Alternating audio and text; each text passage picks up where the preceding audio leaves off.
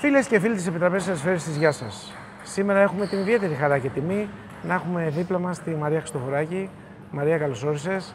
Καλώς σας βρήκα και ευχαριστώ πάρα πολύ. Εμείς ευχαριστούμε. Είναι, όπως είπα και πριν, ιδιαίτερη χαρά και τιμή, γιατί είχα προσπαθήσει και παλαιότερα, αλλά δυστυχώς δεν υπήρχε χρόνος, γιατί είναι τεράστιες υποχρεώσεις της Μαρίας. Και τρέχουμε να σε βρούμε, αλλά σήμερα ήταν υπέροχη η συνάντησή μας. Μπορέσαμε να πούμε δύο πράγματα και θα πούμε και αρκετές κουβέντες, αληθινές, αυθόρμητες.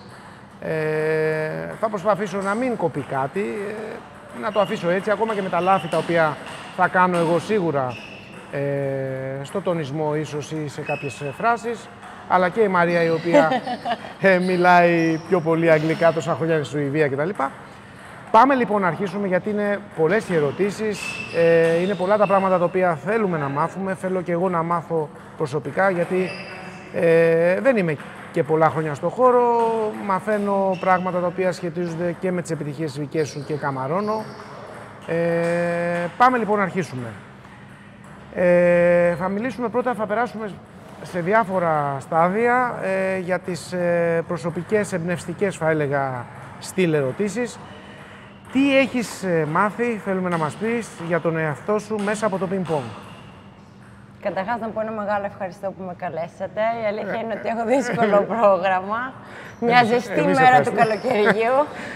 45 βαθμοί έξω. Ευτυχώς έχει air condition. Έχει air condition εδώ η αίθουσα. Η αλήθεια είναι πολλές υποχρεώσεις και τώρα με βρήκατε σε μια φάση recovery. Μετά από πανευρωπαϊκό. Και όπου τα πήγατε και υπέροχα, θα μιλήσουμε και για αυτό. Θα μιλήσουμε αργότερα για αυτά, δεν χρειάζονται αυτά να μπουν στην αρχή. Τώρα, είμαι στο χώρο του πινκ-πονγκ όταν ήμουνα από μωρό παιδί, άμα σκεφτείτε από τους γονείς, αλλά από δικιά μου επιλογή από όταν ήμουνα 11. Από 11. 10 ίσως. Και με κάτι εμπειρίες λίγο πιο μικρή. Αυτό που έχω μάθει είναι τι σημαίνει πειθαρχία, τι σημαίνει επαγγελματισμός, τι σημαίνει πραγματικά να αγαπάς κάτι τόσο πολύ που να θέλεις να βελτιώνεσαι κάθε μέρα, πράγμα το οποίο δεν το συνειδητοποιείς όταν είσαι 8 και 10 χρονών. Σου μιλάνε οι γονείς, οι προπονητές σου και λες τι μου λέει αυτός ή αυτή.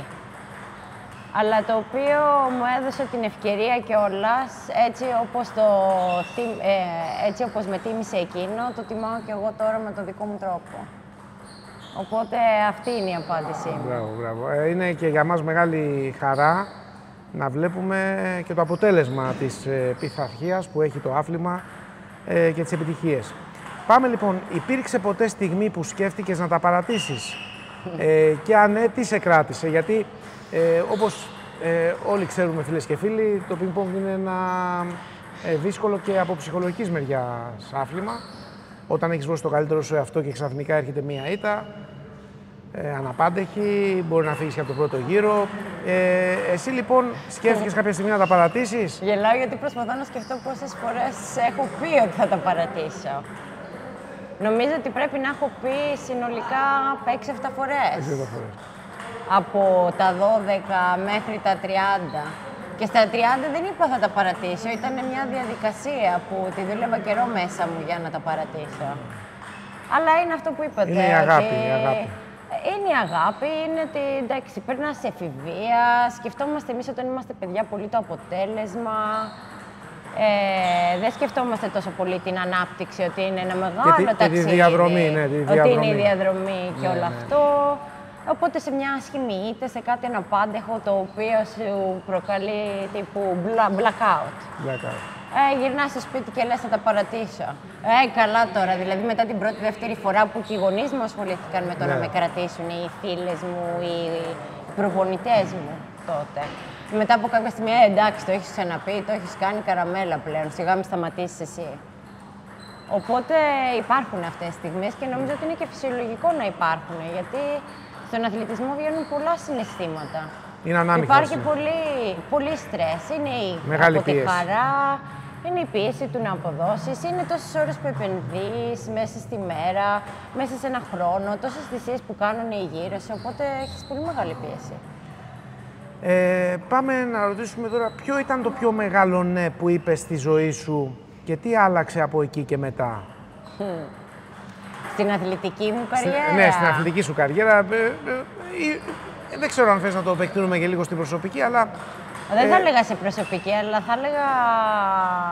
Όχι στην παικτική μου καριέρα, εγώ θα έλεγα πιο πολύ στην επαγγελματική μου. Στην επαγγελματική. Το πρώτο μεγάλο ναι ήταν...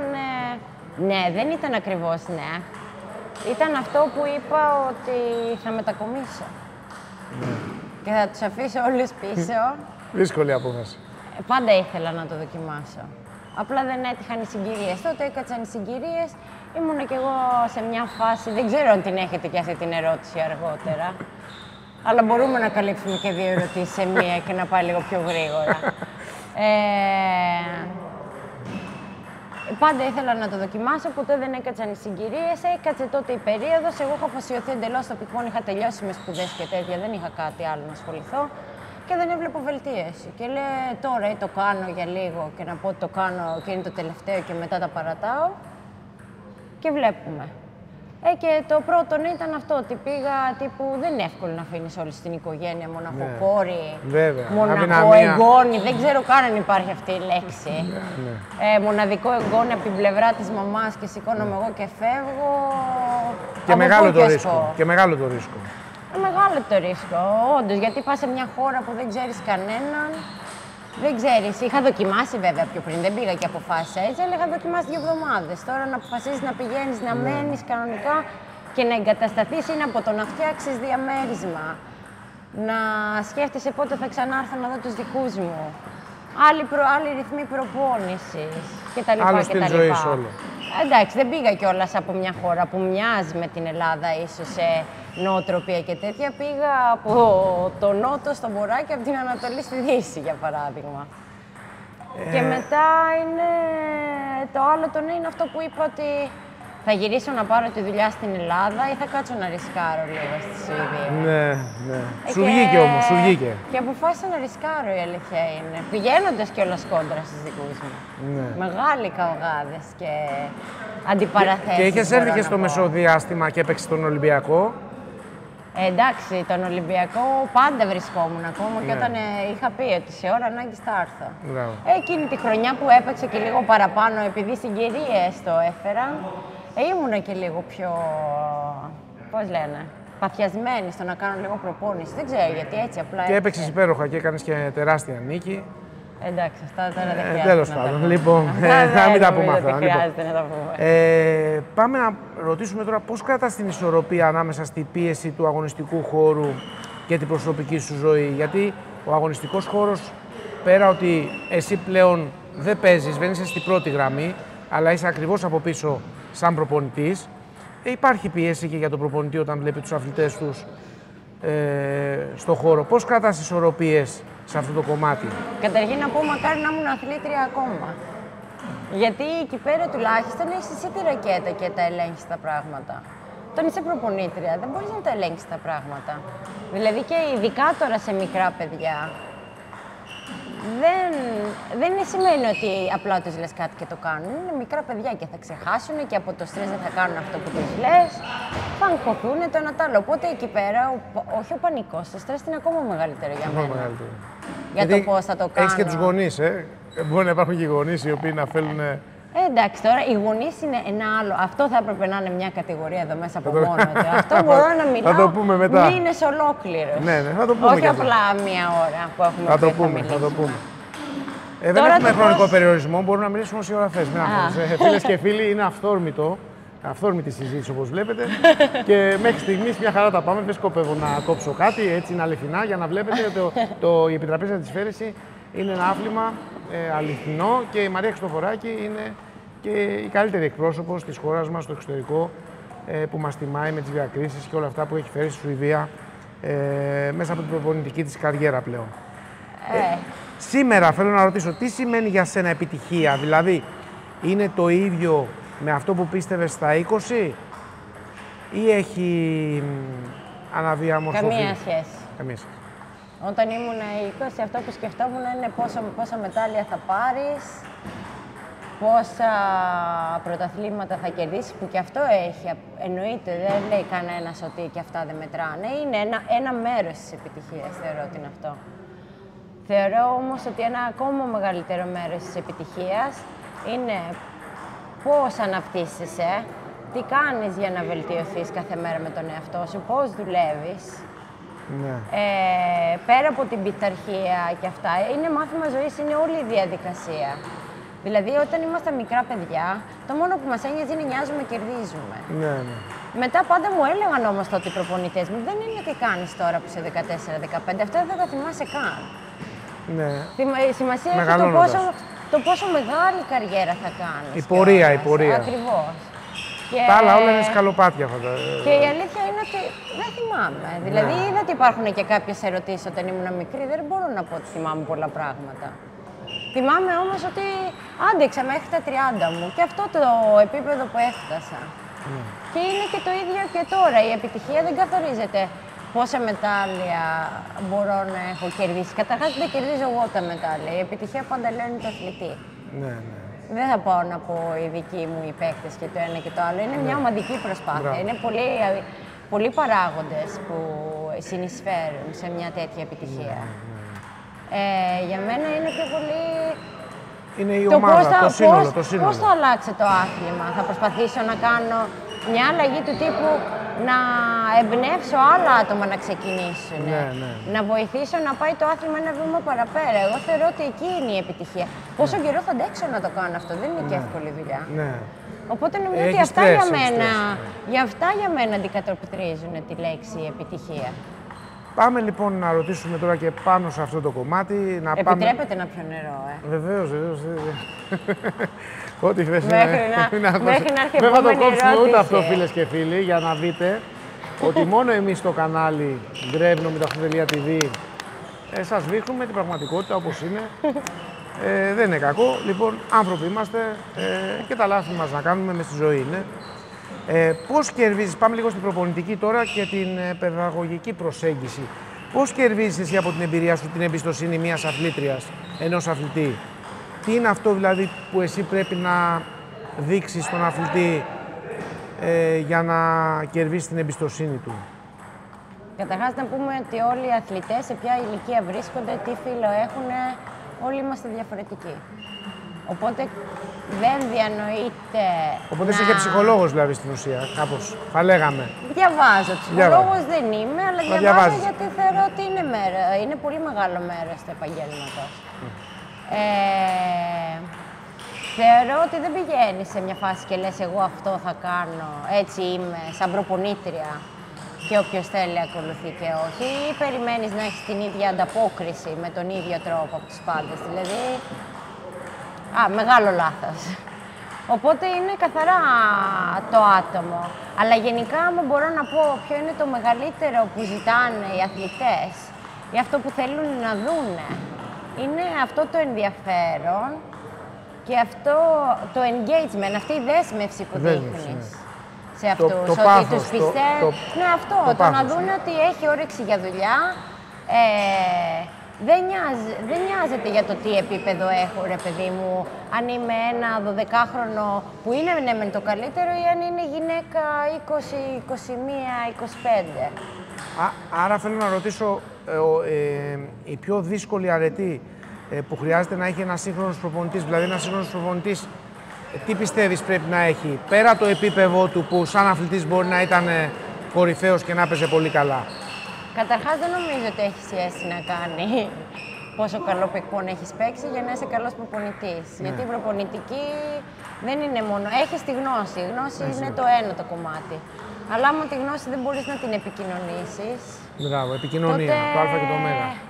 Τότε είναι δύσκολο. Και υπάρχει κόσμος που έχουν πει μεγάλοι παίκτες, και ειδικά στη Σουηδία, ότι δεν μπορώ να το επικοινωνήσω αυτό το πράγμα. Και δεν σημαίνει ότι εγώ το κάνω καλά. Ναι.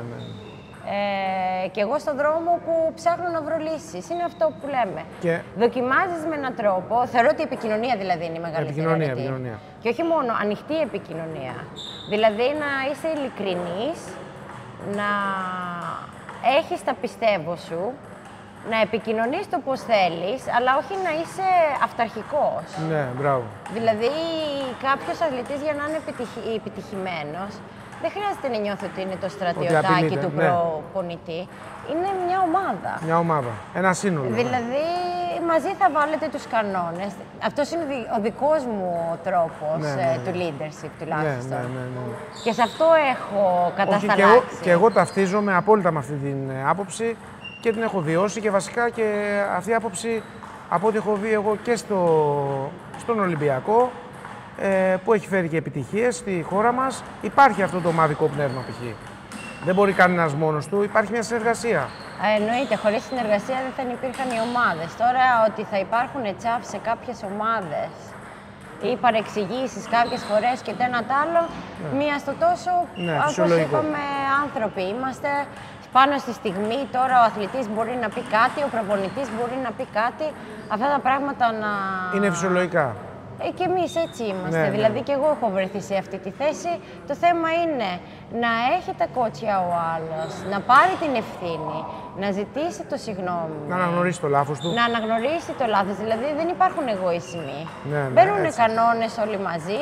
Θες να είσαι σε αυτούς τους κανόνες. Δηλαδή δεν πάω εγώ στα παιδιά μου και λέω ωραία, αυτοί και αυτοί είναι οι κανόνες. Ωραία. Ποιοι νομίζετε ότι είναι οι πιο βασικοί κανόνες που θα ακολουθήσουμε. Και μου λένε αυτοί, ωραία, τι θα γίνει όμως άμα δεν τους ακολουθήσουμε. Και έχουμε και κάποιες συνέπειες. Ναι. Οκ. Δεν θα φταίω εγώ όμως άμα αυτοί οι κανόνες δεν ακολουθούν. Ναι, είναι... Οπότε δηλαδή υπάρχει επικοινωνία. Μετά, όπως είπα, τα τσάφς είναι άλλο θέμα και εξαρτάται σε τι βαθμό είναι, εξαρτάται σε ποια ηλικία είναι και πώς θα αντιμετωπίζουν. Και να ρωτήσω κάτι, όταν ένα παιδί απογοητεύεται μετά από μια ήττα, πώς εσύ το σηκώνεις ψυχολογικά? Από αγκαλιές. Εξαρτάται, αλλά εξαρτάται και όλα σε ποια φάση βρισκόμαστε. Άμα ξέρω ότι μετά από 20 λεπτά το παιδί μπορεί να έχει έναν άλλον αγώνα ή μία ώρα. Και τώρα μιλάμε για πανευρωπαϊκά, για παγκόσμια τουρνουά, δεν μιλάμε τώρα για επίπεδο κλαμπ και τέτοια, γιατί δεν έχω βρεθεί σε αυτή τη θέση. Προσπαθώ λίγο να πω ότι αυτό έγινε.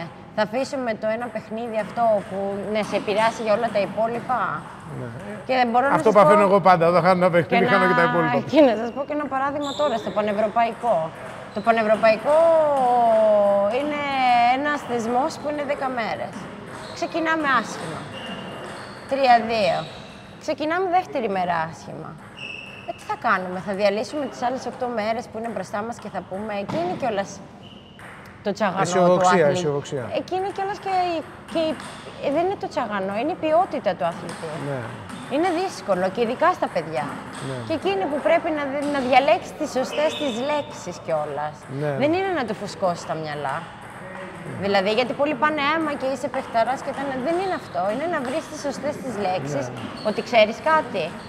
Αυτή τη στιγμή έπαιξες λάθος και όλος ήταν καλύτερος. Έκανε ο άλλος να είσαι λάθος. Αυτό δεν αναιρεί το γεγονός ότι δεν έχεις κάνει καλή προετοιμασία ή ότι δεν είμαστε έτοιμοι γι' αυτό και γι' αυτό. Τώρα είναι δικιά σου επιλογή κιόλας. Εγώ αφήνω πολύ δηλαδή το δικαίωμα της επιλογής. Ακόμα και αν είναι μικρά. Ή θα διαλέξεις τον δρόμο που θα κάτσεις να κλαίγεσαι, ότι ας πούμε υπάρχει πολλή υγρασία. Αυτή έπαιζε περίεργα και θα μου κρύβεσαι πίσω από δικαιολογίες.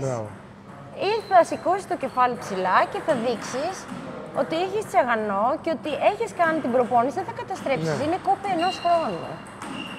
Γιατί εμείς το έχουμε αρκετά ψηλά. Δεν ξέρω, είναι ψηλά. Είναι δηλαδή το μεγαλύτερο event για μας και όλα στο πανευρωπαϊκό. Και δεν πάμε εκεί απλά για να πάμε. Πάμε εκεί γιατί θέλουμε να... Δεν μιλάω να κερδίσουμε μετάλλια, να διακριθείτε όμως, αλλά να έχουμε καλή απόδοση, να κάνουμε performance. Που είναι βασικό. Οπότε αυτά είναι, να βρεις τα κοινά, να βρεις τα στοιχεία ανάλογα με την προσωπικότητα και αν είναι και μια αγκαλιά, εννοείται ότι θα τη δώσεις. Δεν είναι ντροπή. Ναι, όχι. Άμα δεις βέβαια ότι ο άλλος τα παράτησε, δεν θα του δώσεις αγκαλιά. Εκεί πέρα κιόλας χρειάζεται να είσαι λίγο αυστηρός. Γιατί να έχεις πείσμα. Είναι το μοναδικό που δεν δέχομαι. Να μπει κάποιος και να μην δώσει το 100% ή να παρατήσει παιχνίδι, εκεί μπορώ κι εγώ να γυρίσω την πλάτη. Και εκεί πέρα θα με πούνε και σκληροί, αλλά οι κανόνες. Τους κανόνες εσείς τους βάλατε, δεν τους έβαλα εγώ. Τι πιστεύεις λοιπόν ότι μετράει πιο πολύ τελικά, το ταλέντο ή η συνέπεια? Κάποιο τύπου υπάρχουν κάποιοι που έχουν ταλέντο. Το ταλέντο είναι ένας παράγοντας πάλι. Θα μιλήσω πολύ με όλα αυτά. Είναι πολύ παραγωγικό το άθλημα. Θέλουμε να σας ακούσουμε. Και γενικά θεωρώ ότι ο αθλητισμός είναι πολύ παραγωγικός. Δεν ξέρω τόσα πολλά από άλλα αθλήματα, αλλά εντάξει. Ρωτάω λίγο, μαθαίνω. Δεν είναι μόνο το πικπόν, αλλά και το πικπόν ειδικά είναι πολύ παραγωγικό. Υπάρχουν κάποια παιδιά που έχουν αυτό το ταλέντο, έχουν αυτή την αίσθηση, έχουν το μυαλό, δεν ξέρω, έχουν το touch που λένε ή έχουν την αντίληψη ακριβώς, να κάνουν πράγματα. Το ταλέντο μπορεί να είναι σε διαφορετικό τρόπο, δεν σημαίνει ότι έχουν όλα τα ταλέντα. Δηλαδή υπάρχουν αθλητές οι οποίοι είναι στο 18 πίσω, 2 πόντους πίσω αυτό, και ξαφνικά γυρίζουν το παιχνίδι αυτό είναι ταλέντο ψυχολογίας.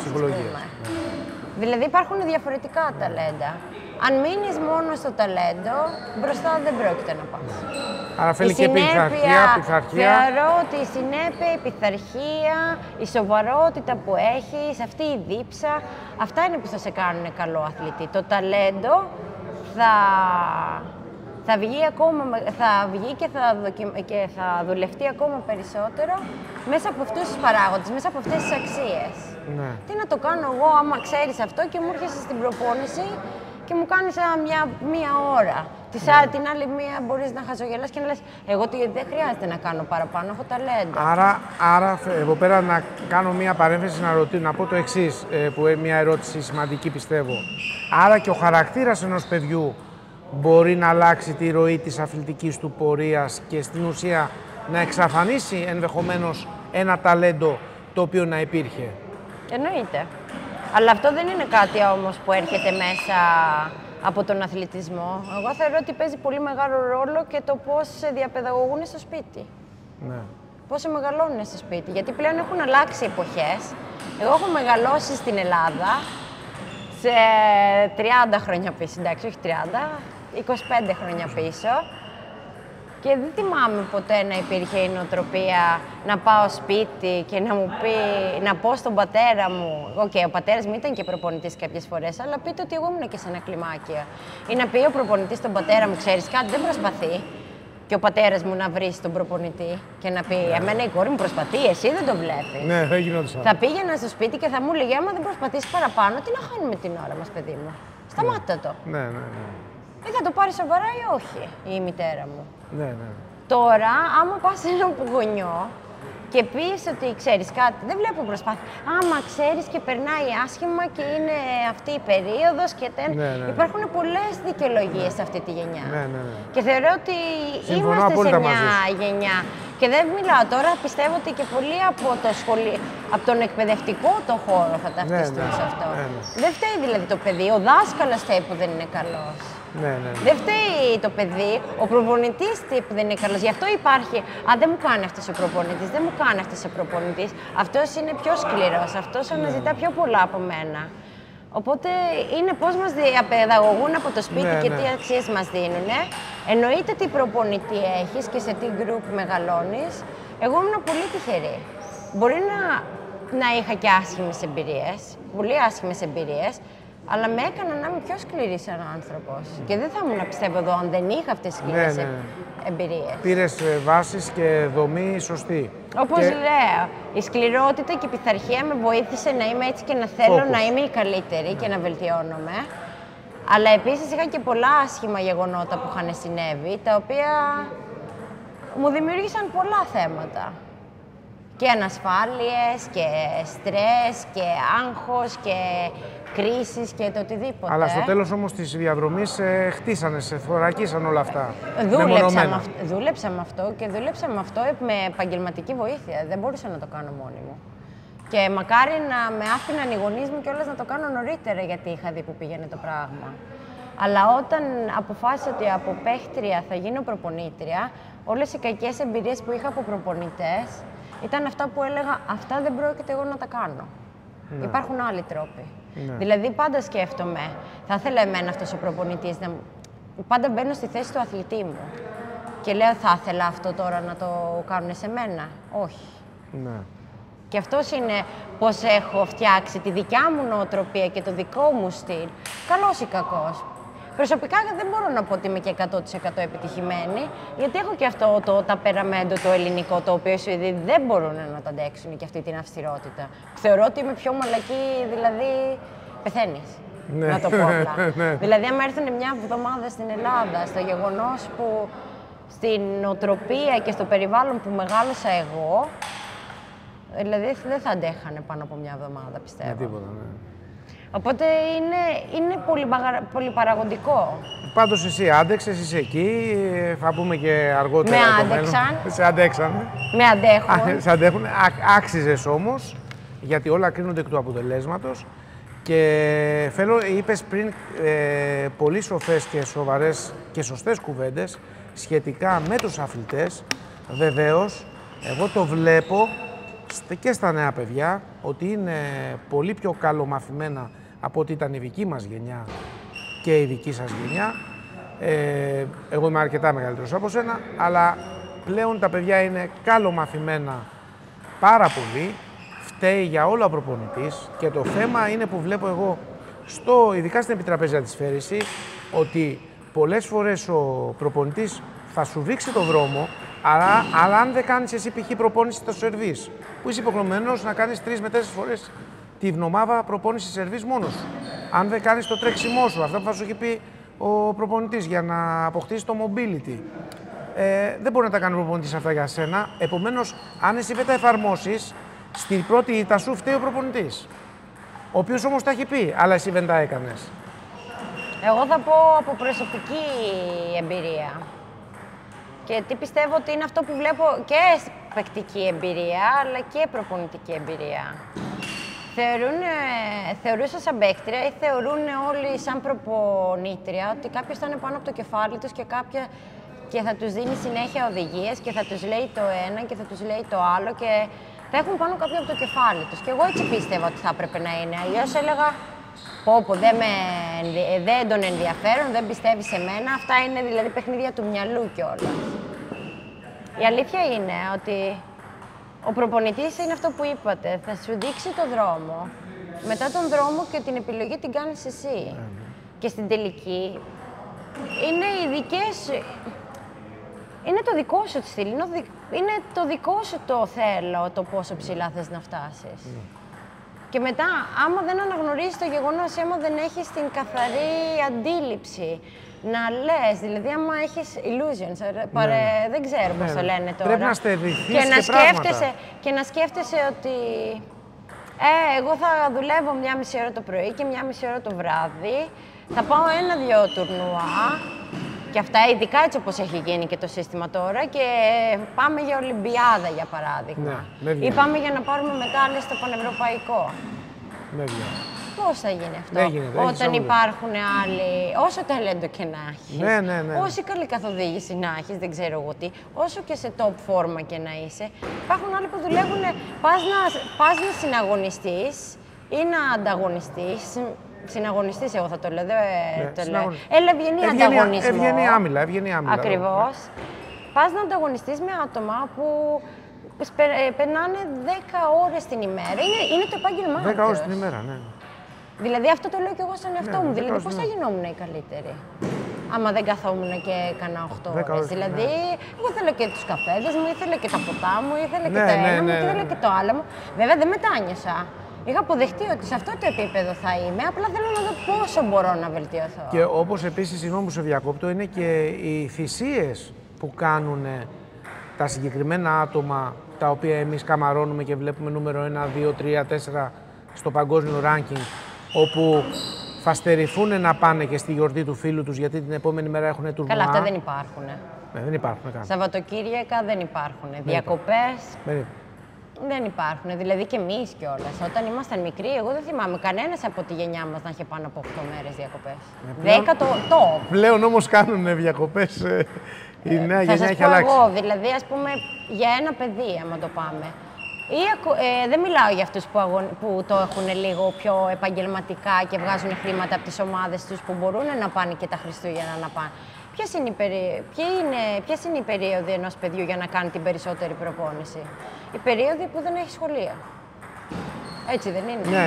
Ναι, αλλά η περίοδοι όμως που δεν έχει σχολείο Ο μπαμπάς θέλει να πάει διακοπές τα Χριστούγεννα με όλη την οικογένεια και το καταλαβαίνω απόλυτα. Αλλά μπορεί να υπάρχει και μια μέση λύση. Δηλαδή, εγώ έχω πάρει. Θα πάμε 3 εβδομάδες στα Ταϊλάνδη. Και εμείς σκεφτόμασταν ότι θα τους πάμε 3 εβδομάδες στην Κίνα. Ναι, για το πώς. Και τι να απαντήσεις σε αυτό. Δεν μπορείς κιόλας να πεις. Όταν το παιδί όμως δουλεύει όλο το χρόνο, κάποια στιγμή πρέπει να υπάρξει. Πρέπει να βρεθεί μια ισορροπία πάνω σε αυτό το κομμάτι. Αλλά θα πάτε εσείς στην Ταϊλάνδη και εγώ έχω να κάνω 6 χρόνια Χριστούγεννα στην Ελλάδα. Και αυτά που λες μου τα έχει επιβεβαιώσει, γιατί είχαμε την ιδιαίτερη χαρά και τιμή να έχουμε στον Ολυμπιακό πρώην νούμερο 1 παγκόσμιας κατάταξης, former world number 1, ο Δημήτρη Οφτσάροφ, όπου είχα τη χαρά και τη τιμή να συναντηθώ μαζί του.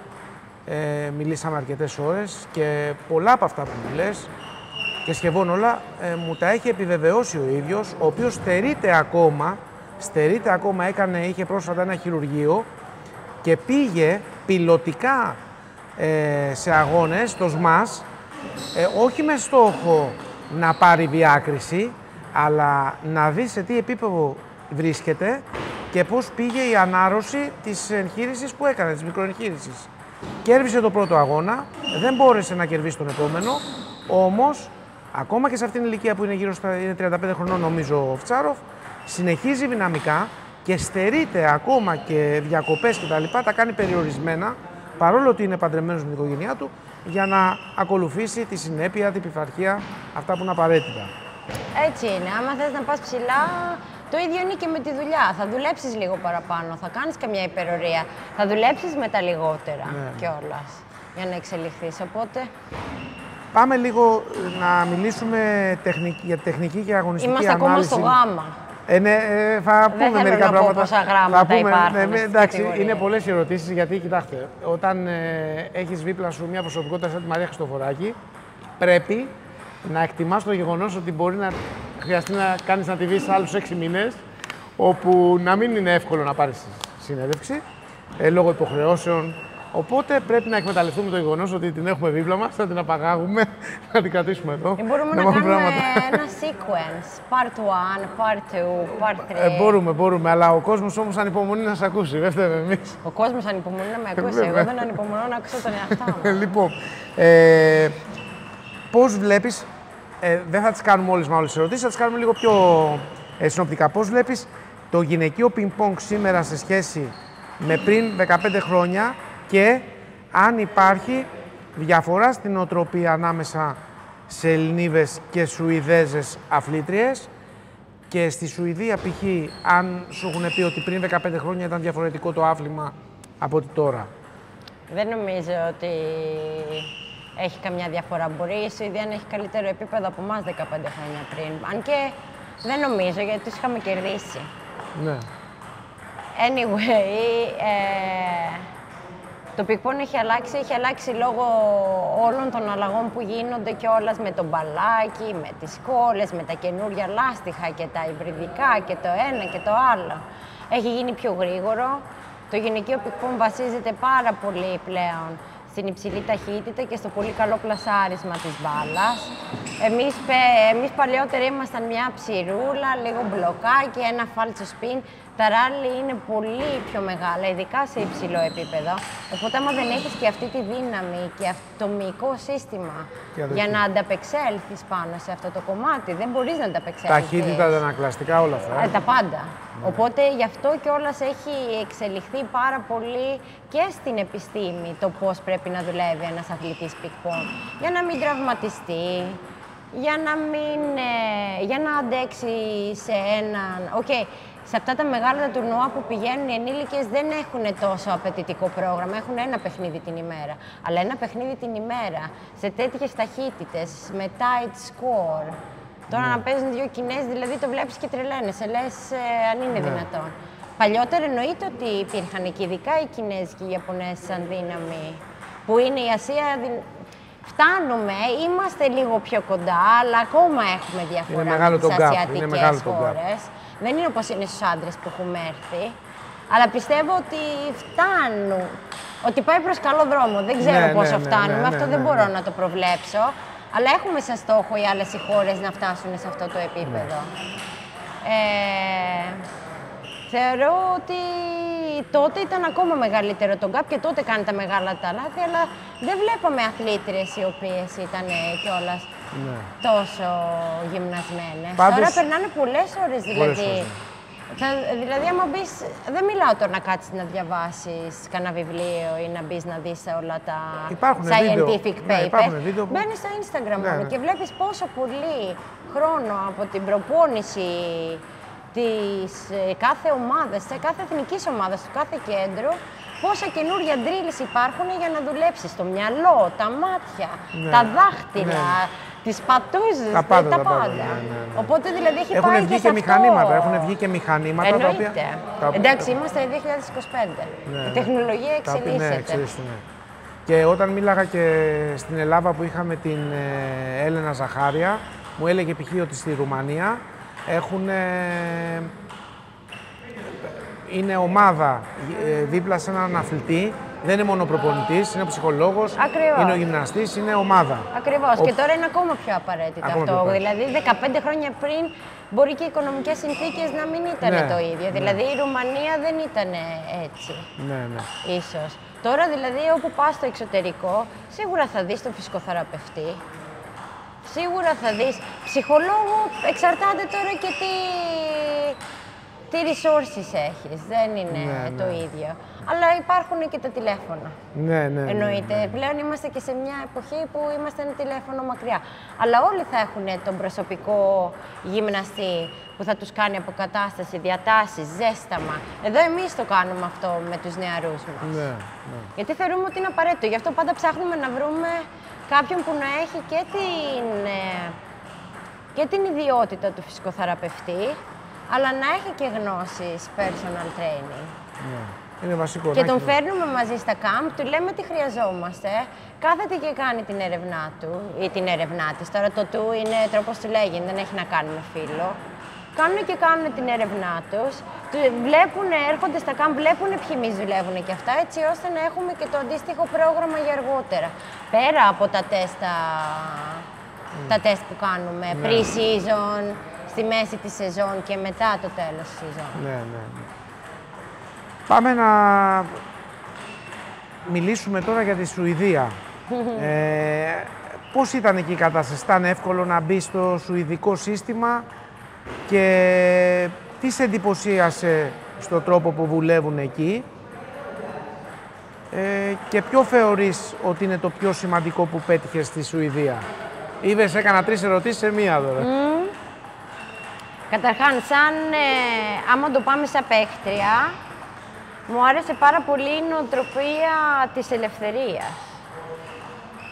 Δηλαδή, σε βάζουν στη διαδικασία εσύ να βρεις τον τρόπο για να εξελίξεις τον εαυτό σου. Σου δίνουν τα εφόδια, σου δίνουν τη γνώμη τους. Επίσης, ένα άλλο πολύ βασικό κομμάτι είναι ότι δεν υπάρχουν. Είσαι κουρασμένη, άκου το σώμα σου. Εγώ θυμάμαι όταν ήμουν εδώ πέρα στην Ελλάδα, συγγνώμη κιόλας θα το πω, το ξέρουν ήδη, το έχω συζητήσει, το τι δικαιολογίες μπορεί να ψάχνα να βρω, γιατί απλά ήμουν κουρασμένη και δεν ήθελα να ακούσω τον μπαλάκι. Νομίζω ότι η γιαγιά μου πρέπει να την έχω στείλει 5 φορές έξω στο νοσοκομείο. Συγγνώμη, το λέω, νομίζω ότι το ξέρατε κιόλας.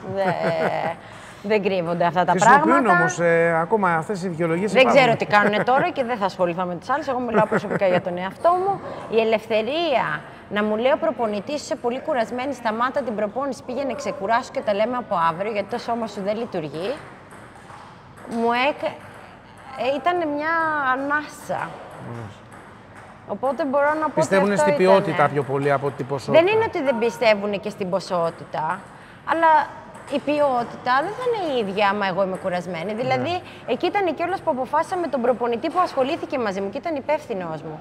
Μου λέει, Μαρία, ή θα κάνεις 2 προπονήσεις την ημέρα, γιατί έτσι ξεκίνησα. 2 προπονήσεις την ημέρα, Δευτέρα με Πέμπτη και Παρασκευή 1. Και μετά τα Σαββατοκύριακα ήταν λίγο εξαρτάται τι αγώνες έχεις, αν πρέπει να ταξιδέψεις, να παίξεις Ελλάδα, να παίξεις στη Γαλλία κτλ. Και μου λέει, ή θα κάνεις 2 προπονήσεις την ημέρα και θα είσαι κουρασμένη, γιατί το σώμα σου δεν ανταποκρίνεται ακόμα σε αυτό το πράγμα και δεν θα βοηθηθείς, απλά θα νιώθεις άσχημα. Ή θα το εναλλάξουμε και θα κάνουμε μια μεγάλη προπόνηση εκεί που είσαι πιο φρέσκια, δηλαδή το πρωί, Αν και δεν είμαι πρωινός άνθρωπος, αλλά έχω την ενέργεια, έχω ξεκουραστεί καλά. Και θα πας μετά γυμναστήριο, θα ξεκουραστείς, θα κάνεις κάτι άλλο το απόγευμα. Ναι. Και προσπαθούσαμε να βρούμε ποια είναι η φόρμουλα που balance. ταιριάζει στο σώμα μου. Γιατί και τραυματισμούς πολλούς είχα, δηλαδή τότε δεν υπήρχε γνώση που υπήρχε τώρα κιόλας με τα γυμναστήρια και τις ασκήσεις και αυτά. 10 χρόνια πριν δεν είναι το ίδιο όπως είναι τώρα. Είμαι 10 χρόνια τώρα στη Σουηδία. Ναι. Είχαν αρχίσει, εγώ είχα το πρόγραμμά μου και το ακολουθούσα. Αλλά δεν είχα κάνει τη δουλειά που απαιτούνταν όταν ήμουν 15. Και είχα ένα σώμα το οποίο ήταν συνέχεια τραυματισμένο. Και το οποίο συνέχισε και στην ενήλικη ζωή μου, όταν η ποιότητα αυξάνεται. Ναι.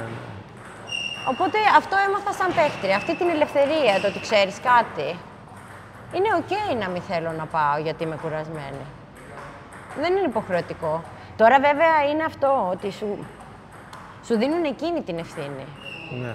Δεν θα κάτσουν να σε πιέσουν κιόλας. Άμα θες, αυτός είναι ο δρόμος. Άμα δεν θες, οκ, δεν θα κάτσω να σε πιέσω. Άρα αυτό είναι ένα στοιχείο, θα έλεγα, που θα ήθελες να φέρεις εδώ στη χώρα μας, από Σουηδία, αυτό το στυλ. Δεν ξέρω αν έχουν αλλάξει. Η αλήθεια είναι ότι δεν έχω και τόσο μεγάλη σχέση με το ελληνικό τοπικό. Θα μιλήσω λίγο που και που, αλλά δεν, απέχω. Πάντως εμείς τον Ολυμπιακό σε αγαπάμε, σε θέλουμε να σε βλέπουμε δίπλα στον Ολυμπιακό. Αλλά επαγγελματικά θέλω να πω, γιατί είναι 3 ερωτήσεις. Τώρα απάντησα τη μία. Απάντησε και τις άλλες 2. Να πάω και σε άλλες 2. Ξέχασα τη δεύτερη. Πρέπει να σου πω η δεύτερη. Είναι τι σε εντυπωσίασε στον τρόπο που δουλεύουν εκεί, μας το πες, και ποιο είναι το πιο σημαντικό που πέτυχες στη Σουηδία. Ωραία. Το πιο σημαντικό. Να είμαι η μοναδική υπάλληλος στη Σουηδική Ομοσπονδία από όλα τα χρόνια που έχουν περάσει, που προέρχεται από το εξωτερικό και είναι στο χώρο. Δεν έχουνε, δηλαδή το κοιτάγαμε λίγο ιστορικά, γιατί κλείνουν 100 χρόνια του χρόνου. Και το κοιτάγαμε λίγο ιστορικά και γύρισε το αφεντικό μου και μου λέει: το ξέρεις ότι είσαι η πρώτη και η μοναδική που έχει έρθει όλα αυτά τα χρόνια? Και λέω: αποκλείεται. Μόνιμη και τέτοια. Οπότε θα πω ότι σημαίνει ότι. Εμένα δηλαδή. Και μεγάλη χαρά και τιμή για τη χώρα μας αυτό το πράγμα. Δηλαδή, εμένα αυτό μου έδωσε το κάτι παραπάνω. Και δεν μιλάμε τώρα, εννοείται ότι έχουν συνεργαστεί με Έλληνες προπονητές. Έλληνες, δεν ξέρω, με προπονητές στο εξωτερικό, αλλά είναι για κάποια διαστήματα, δεν έχει μονιμότητα. Εγώ να έχω το μισθό μου και να είμαι μόνιμη. Τον αλλάζουν οι θέσεις και τα πόστα, αυτό γίνεται κάθε χρόνο, δεν έχω κάτσει σε ένα πόστο προς το παρόν, μακάρι να κάτσω κάποια στιγμή. Οπότε πιστεύω ότι αυτό είναι το μεγαλύτερό μου κατόρθωμα. Να έχω κάνει τους ανθρώπους να μην θέλουν να μου αφήσουν να γυρίσω στη χώρα μου. Και να ρωτήσω, αν αυτό σε έχει αλλάξει σαν άνθρωπο, το ότι ζεις εκτός Ελλάδος για τόσα χρόνια, σε ένα περιβάλλον όμως το οποίο στην ουσία σε έχει αγκαλιάσει, σε έχει ενσωματώσει, το έχεις και εσύ ενσωματώσει κάπως στη ζωή σου, με όλα τα θετικά και αρνητικά που σίγουρα υπάρχουν σε όλες τις σχέσεις. Όμως το γεγονός αυτή τη στιγμή ότι η Σουηδία σε έχει αγκαλιάσει και εσύ την έχεις αγκαλιάσει, δεν είναι απλό. Αυτό το πράγμα λοιπόν σε έχει αλλάξει σαν άνθρωπο? Καταρχάς να πω ότι έχω αλλάξει γενικά σαν άνθρωπος από τότε που έφυγα. Και έβλεπα τη διαφορά χρόνο με το χρόνο, όταν γύρναγα πίσω στην Ελλάδα και δεν μπορούσα να ακούω... Τα ίδια και τα ίδια. Ναι. Την ίδια νοοτροπία. Ναι. Και εκεί πέρα έπαιρνε και λίγο τα πάνω μου, κοίτα πώς έχω αλλάξει σαν άνθρωπος. Και δεν είναι κάτι το οποίο δεν προσπάθησα να το φέρω και στις σχέσεις που είχα στην Ελλάδα, γιατί ακόμα έπαιζα. Αλλά είναι πολύ δύσκολο στην Ελλάδα. Ναι. Και δεν νομίζω να θέλουν ή να θέλουμε να αλλάξει, γιατί δεν μπορεί να το υποστηρίξει η κοινωνία, πιστεύω. Αυτό θα έλεγα, ότι δεν είναι θέμα συστήματος, δεν είναι θέμα ανθρώπου. Ναι. Είναι το σύστημα που σε ρουφάει στην Ελλάδα, έτσι. Μπράβο, ναι. Στη Σουηδία δεν είναι έτσι και γι' αυτό άλλαξα σαν άνθρωπος. Είμαι πιο ήρεμη. Εννοείται ότι θα έχω τον πανικό της Ελλάδας και δεν είναι ότι έχω σταματήσει και με μια ευθεία γραμμή όπως είναι. Και γι' αυτό θεωρώ ότι έχω κάνει και τη διαφορά εκεί πάνω. Ναι, ότι είναι αυτός ο συνδυασμός, το ότι έχω το ταπεραμέντο και το να είμαι... Καταρχάς δεν φοβάμαι τις conflicts, τις διαφωνίες. Ναι. Και γυρνάω και τους λέω πάντα πώς δεν φοβάμαι τις διαφωνίες όταν έχω μεγαλώσει μέσα στις διαφωνίες. Ναι, στην Ελλάδα. Δεν τις δημιουργώ, αλλά δεν τις φοβάμαι. Ναι, ναι.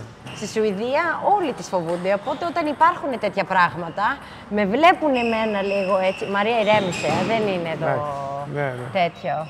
Δεν είναι εδώ τώρα η ώρα και η στιγμή, ηρέμησε. Το παίρνουμε αύριο. Οπότε έχουν αλλάξει πολλά πράγματα στο χαρακτήρα μου. Είμαι πιο ήρεμη. Βλέπω λίγο τα πράγματα με πιο θετικό. Τα βλέπω με τη θετική πλευρά της. Δεν θα κάτσω να μπω. Το αρνητικό είναι πολύ εύκολο να το δεις. Και είναι και πολύ εύκολο να το μεταδώσεις. Βέβαια θα μου πεις, άμα δεν υπάρχουν θετικά, εγώ πιστεύω ότι κάπου μπορείς να βρεις το θετικό. Ή κάπου να βρεις κάτι το οποίο θέλεις να βελτιώσεις. Και είναι πιο εύκολο να βελτιώσεις για να κάνεις την αλλαγή προς το θετικό.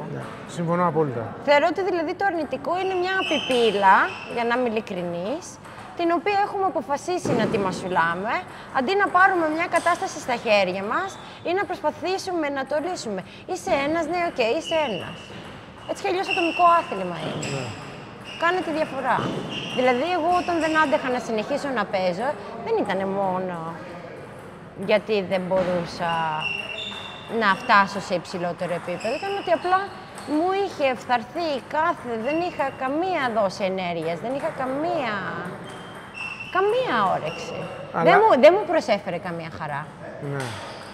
Βέβαια, αλήθεια είναι ότι δεν μου προσέφερε καμία χαρά, αλλά από την άλλη, όταν σταμάτησα και την εθνική ομάδα, ήταν σαν να μου βγάλε στην καρδιά. Δηλαδή, δεν είχα σκοπό. Ναι. Οπότε ήταν... Αλλά μου πήρε, δηλαδή, για να σταματήσω, μου πήρε 2 χρόνια συζήτηση πέρα δόθε. Είναι η καλή στιγμή, είμαι μεγάλη. Πόσο μεγάλη είμαι, δηλαδή αυτό το είμαι μεγάλη, δεν ξέρω κι εγώ πόσες φορές θα άκουσα. Τώρα ότι δεν υπάρχει... Αλλά είμαι στα 28. Δηλαδή τότε ήμουν 28, 27. Τώρα, είμαι μεγάλη. Τώρα όμως είδες τι έγινε στο US Smash. Μια Κινέζα, κάναμε και αφιέρωμα, η οποία γύρισε με πολλά χρόνια αποχή, με το Μακάο και έκανε comeback και το σήκωσε. Οπότε δεν υπάρχει ηλικία στο άθλημα αυτό. Εγώ θα πω κιόλας. Από τη στιγμή, άμα το σκεφτείς λογικά, οι Ιαπωνέζοι και οι Κινέζοι, γιατί είναι τόπου, γιατί από 4-5 χρονών τους έχουν σε ένα σύστημα 6-8 ώρες την ημέρα και κάνουν προπόνηση. Γι' αυτό υπάρχει κιόλας και τόσο μεγάλο gap σε έως κάποιο διάστημα. Γι' αυτό εμείς δεν μπορούμε να πάμε και να συναγωνιστούμε με αυτούς στις ώρες και σε αυτό. Πρέπει να βρούμε άλλους τρόπους για να έρθουμε λίγο πιο κοντά. Πώς εγώ με 3 ώρες προπόνηση την ημέρα σαν παιδί, άντε 4 και σαν, πώς το λένε, και σαν ενήλικας τα διπλά, να πω τώρα και να πω και πολλά λέω. Πότε θα είναι το πικ της καριέρας μου? Δεν θα έρθει στα 22 με 23 μου όπως έρχεται σε άλλους. Θα έρθει στα 28, 30, 32. Ναι. Οπότε είμαι μεγάλη, η αλήθεια είναι ότι μου κάθισε βαριά και κουράστηκα να τα ακούω. Ναι. Και είναι και κάτι το οποίο δεν θα προσπαθήσω να κάνω εγώ αργότερα. Ναι. Αυτό μπορώ να πω τώρα. Δεν ξέρω αν το χάσαμε λίγο με την απάντηση. Όχι, δεν χάσαμε τίποτα. Πολύ καλά τα πες. Όχι, αυτό είναι αυθόρμητη, αληθινή συζήτηση. Ακουγόμαστε καλά. Έχουμε και το καμεραμάν από πίσω μας, το φίλο μας, το Σπύρο, τον ευχαριστούμε. Είμαστε στον υπέροχο χώρο, στην αίθουσα του Ολυμπιακού. Εδώ πέρα θρύλοι του αθλήματος, ο Τάσος Ορινιώτης, Γιώργος Σταματούρος, Γιάννης Γουρόπουλος, Μαρία Χριστοφοράκη. Θρύλοι του αθλήματος, έχουν μεγαλώσει γενιές και γενιές. Ο Σοκράτης ο Γιαννούτσος ετοιμάζεται και αυτός σιγά σιγά να επιστρέψει. Η Μέρα Μπελιωτάκη, η Ευελίνα, η Ελισάβετη Τέρπου, είναι και αυτή στον Ολυμπιακό φέτος. Κορυφαίοι παίκτες, συγγνώμη αν έχω ξεχάσει κάποιον. Πάμε λοιπόν να μιλήσουμε λίγο έτσι πιο, να χαλαρώσουμε λίγο έτσι το κλίμα, λίγο πιο γρήγορα. Και να πάμε στο Δέλτα. Δεν το είπαμε το Δέλτα. Όχι, δεν το έχουμε πει, είμαστε στο Ε τώρα. Να μιλήσουμε λίγο για τις γυναίκες. Αυτό είναι και τα κοινωνικά θέματα.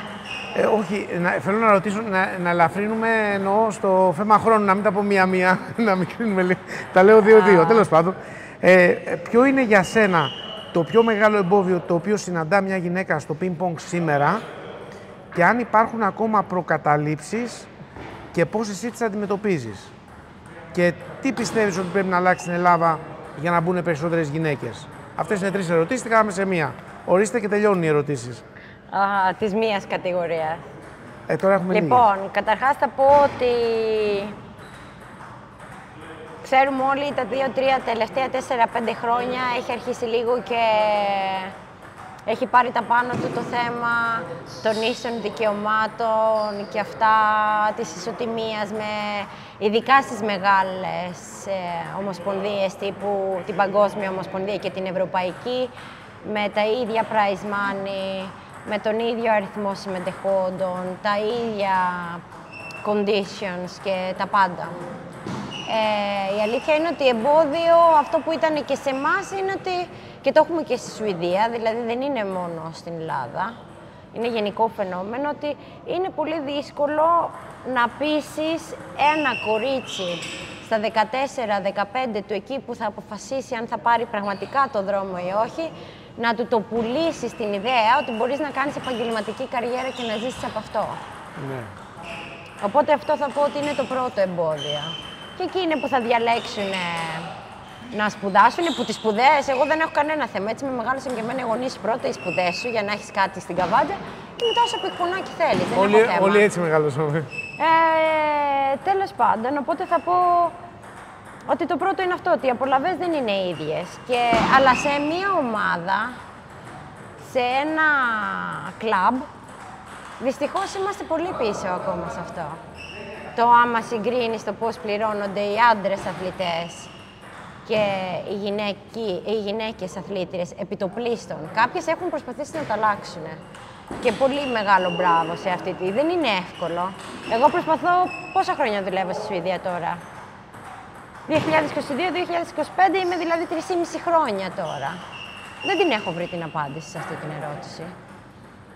Πώς θα μπορούσαμε να αυξήσουμε τις απολαβές, μόνο με χορηγούς, μόνο να προσπαθήσουμε λίγο να τους βρούμε να πάνε να παίξουν λίγο έξω και να το συνδυάσουν για να μην τις χάσουμε. Γιατί στο τέλος θα διαλέξουν μετά από κάποια στιγμή, εκεί που πάνε 20, 19 που πρέπει να πάρουν. Τι θα κάνω στη ζωή μου? Μέχρι το σχολείο όλα καλά. Τι θα κάνω? Αφού δεν βγάζω τίποτα. Αλλά σε αυτή την κουβέντα είπες μια σημαντική λέξη, χορηγή. Θέλω να σου πω ότι και ο χορηγός από τη μεριά του όμως, τι θέλει να βλέπει? Θέλει να βλέπει τη Μαρία Χριστοφοράκη, θέλει να βλέπει το Γιάννη τον Σγουρόπουλο, το Τάσο Τωρινή, τους παίχτες τέλος πάντων, να παίζουν πολύ. Άρα μήπως, λέω εγώ, το σύστημα, το γενικό, ότι πηγαίνω σε έναν αγώνα, σε ένα τουρνουά, σε ένα VTT και μπαίνω μέσα.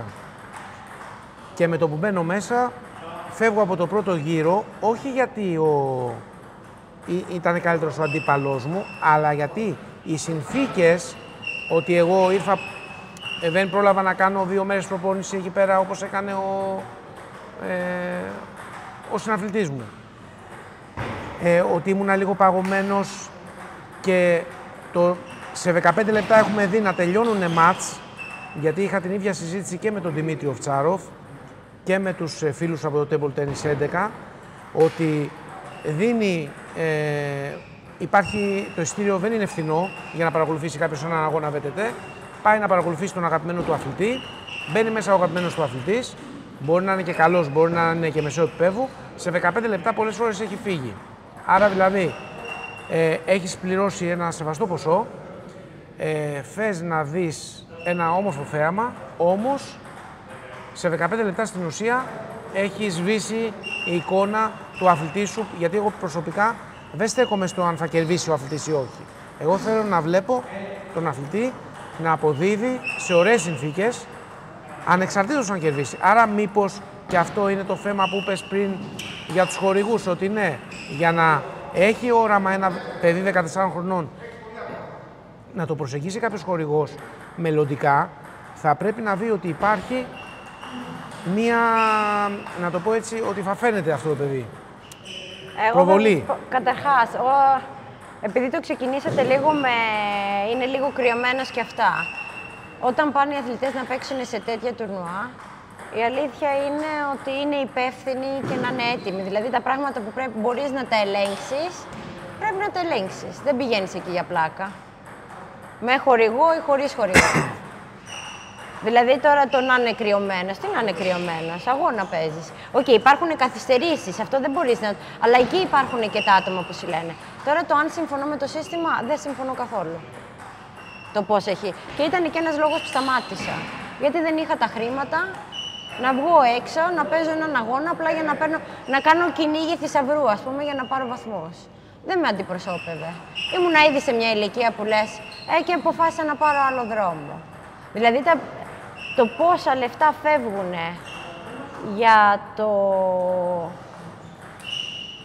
για το πόσο... Για να πάρεις ένα βαθμό, αυτό, για να είσαι στο ranking, δηλαδή πόσο χάνουμε την ουσία εκεί πέρα. Και πολλές φορές παίρνεις πόντους να ανέβεις στο ranking χωρίς να έχεις κερδίσει αγώνες. Χάνουμε την ουσία εκεί πέρα, ναι. Δηλαδή θεωρώ ότι το ranking δεν είναι αντιπροσωπευτικό.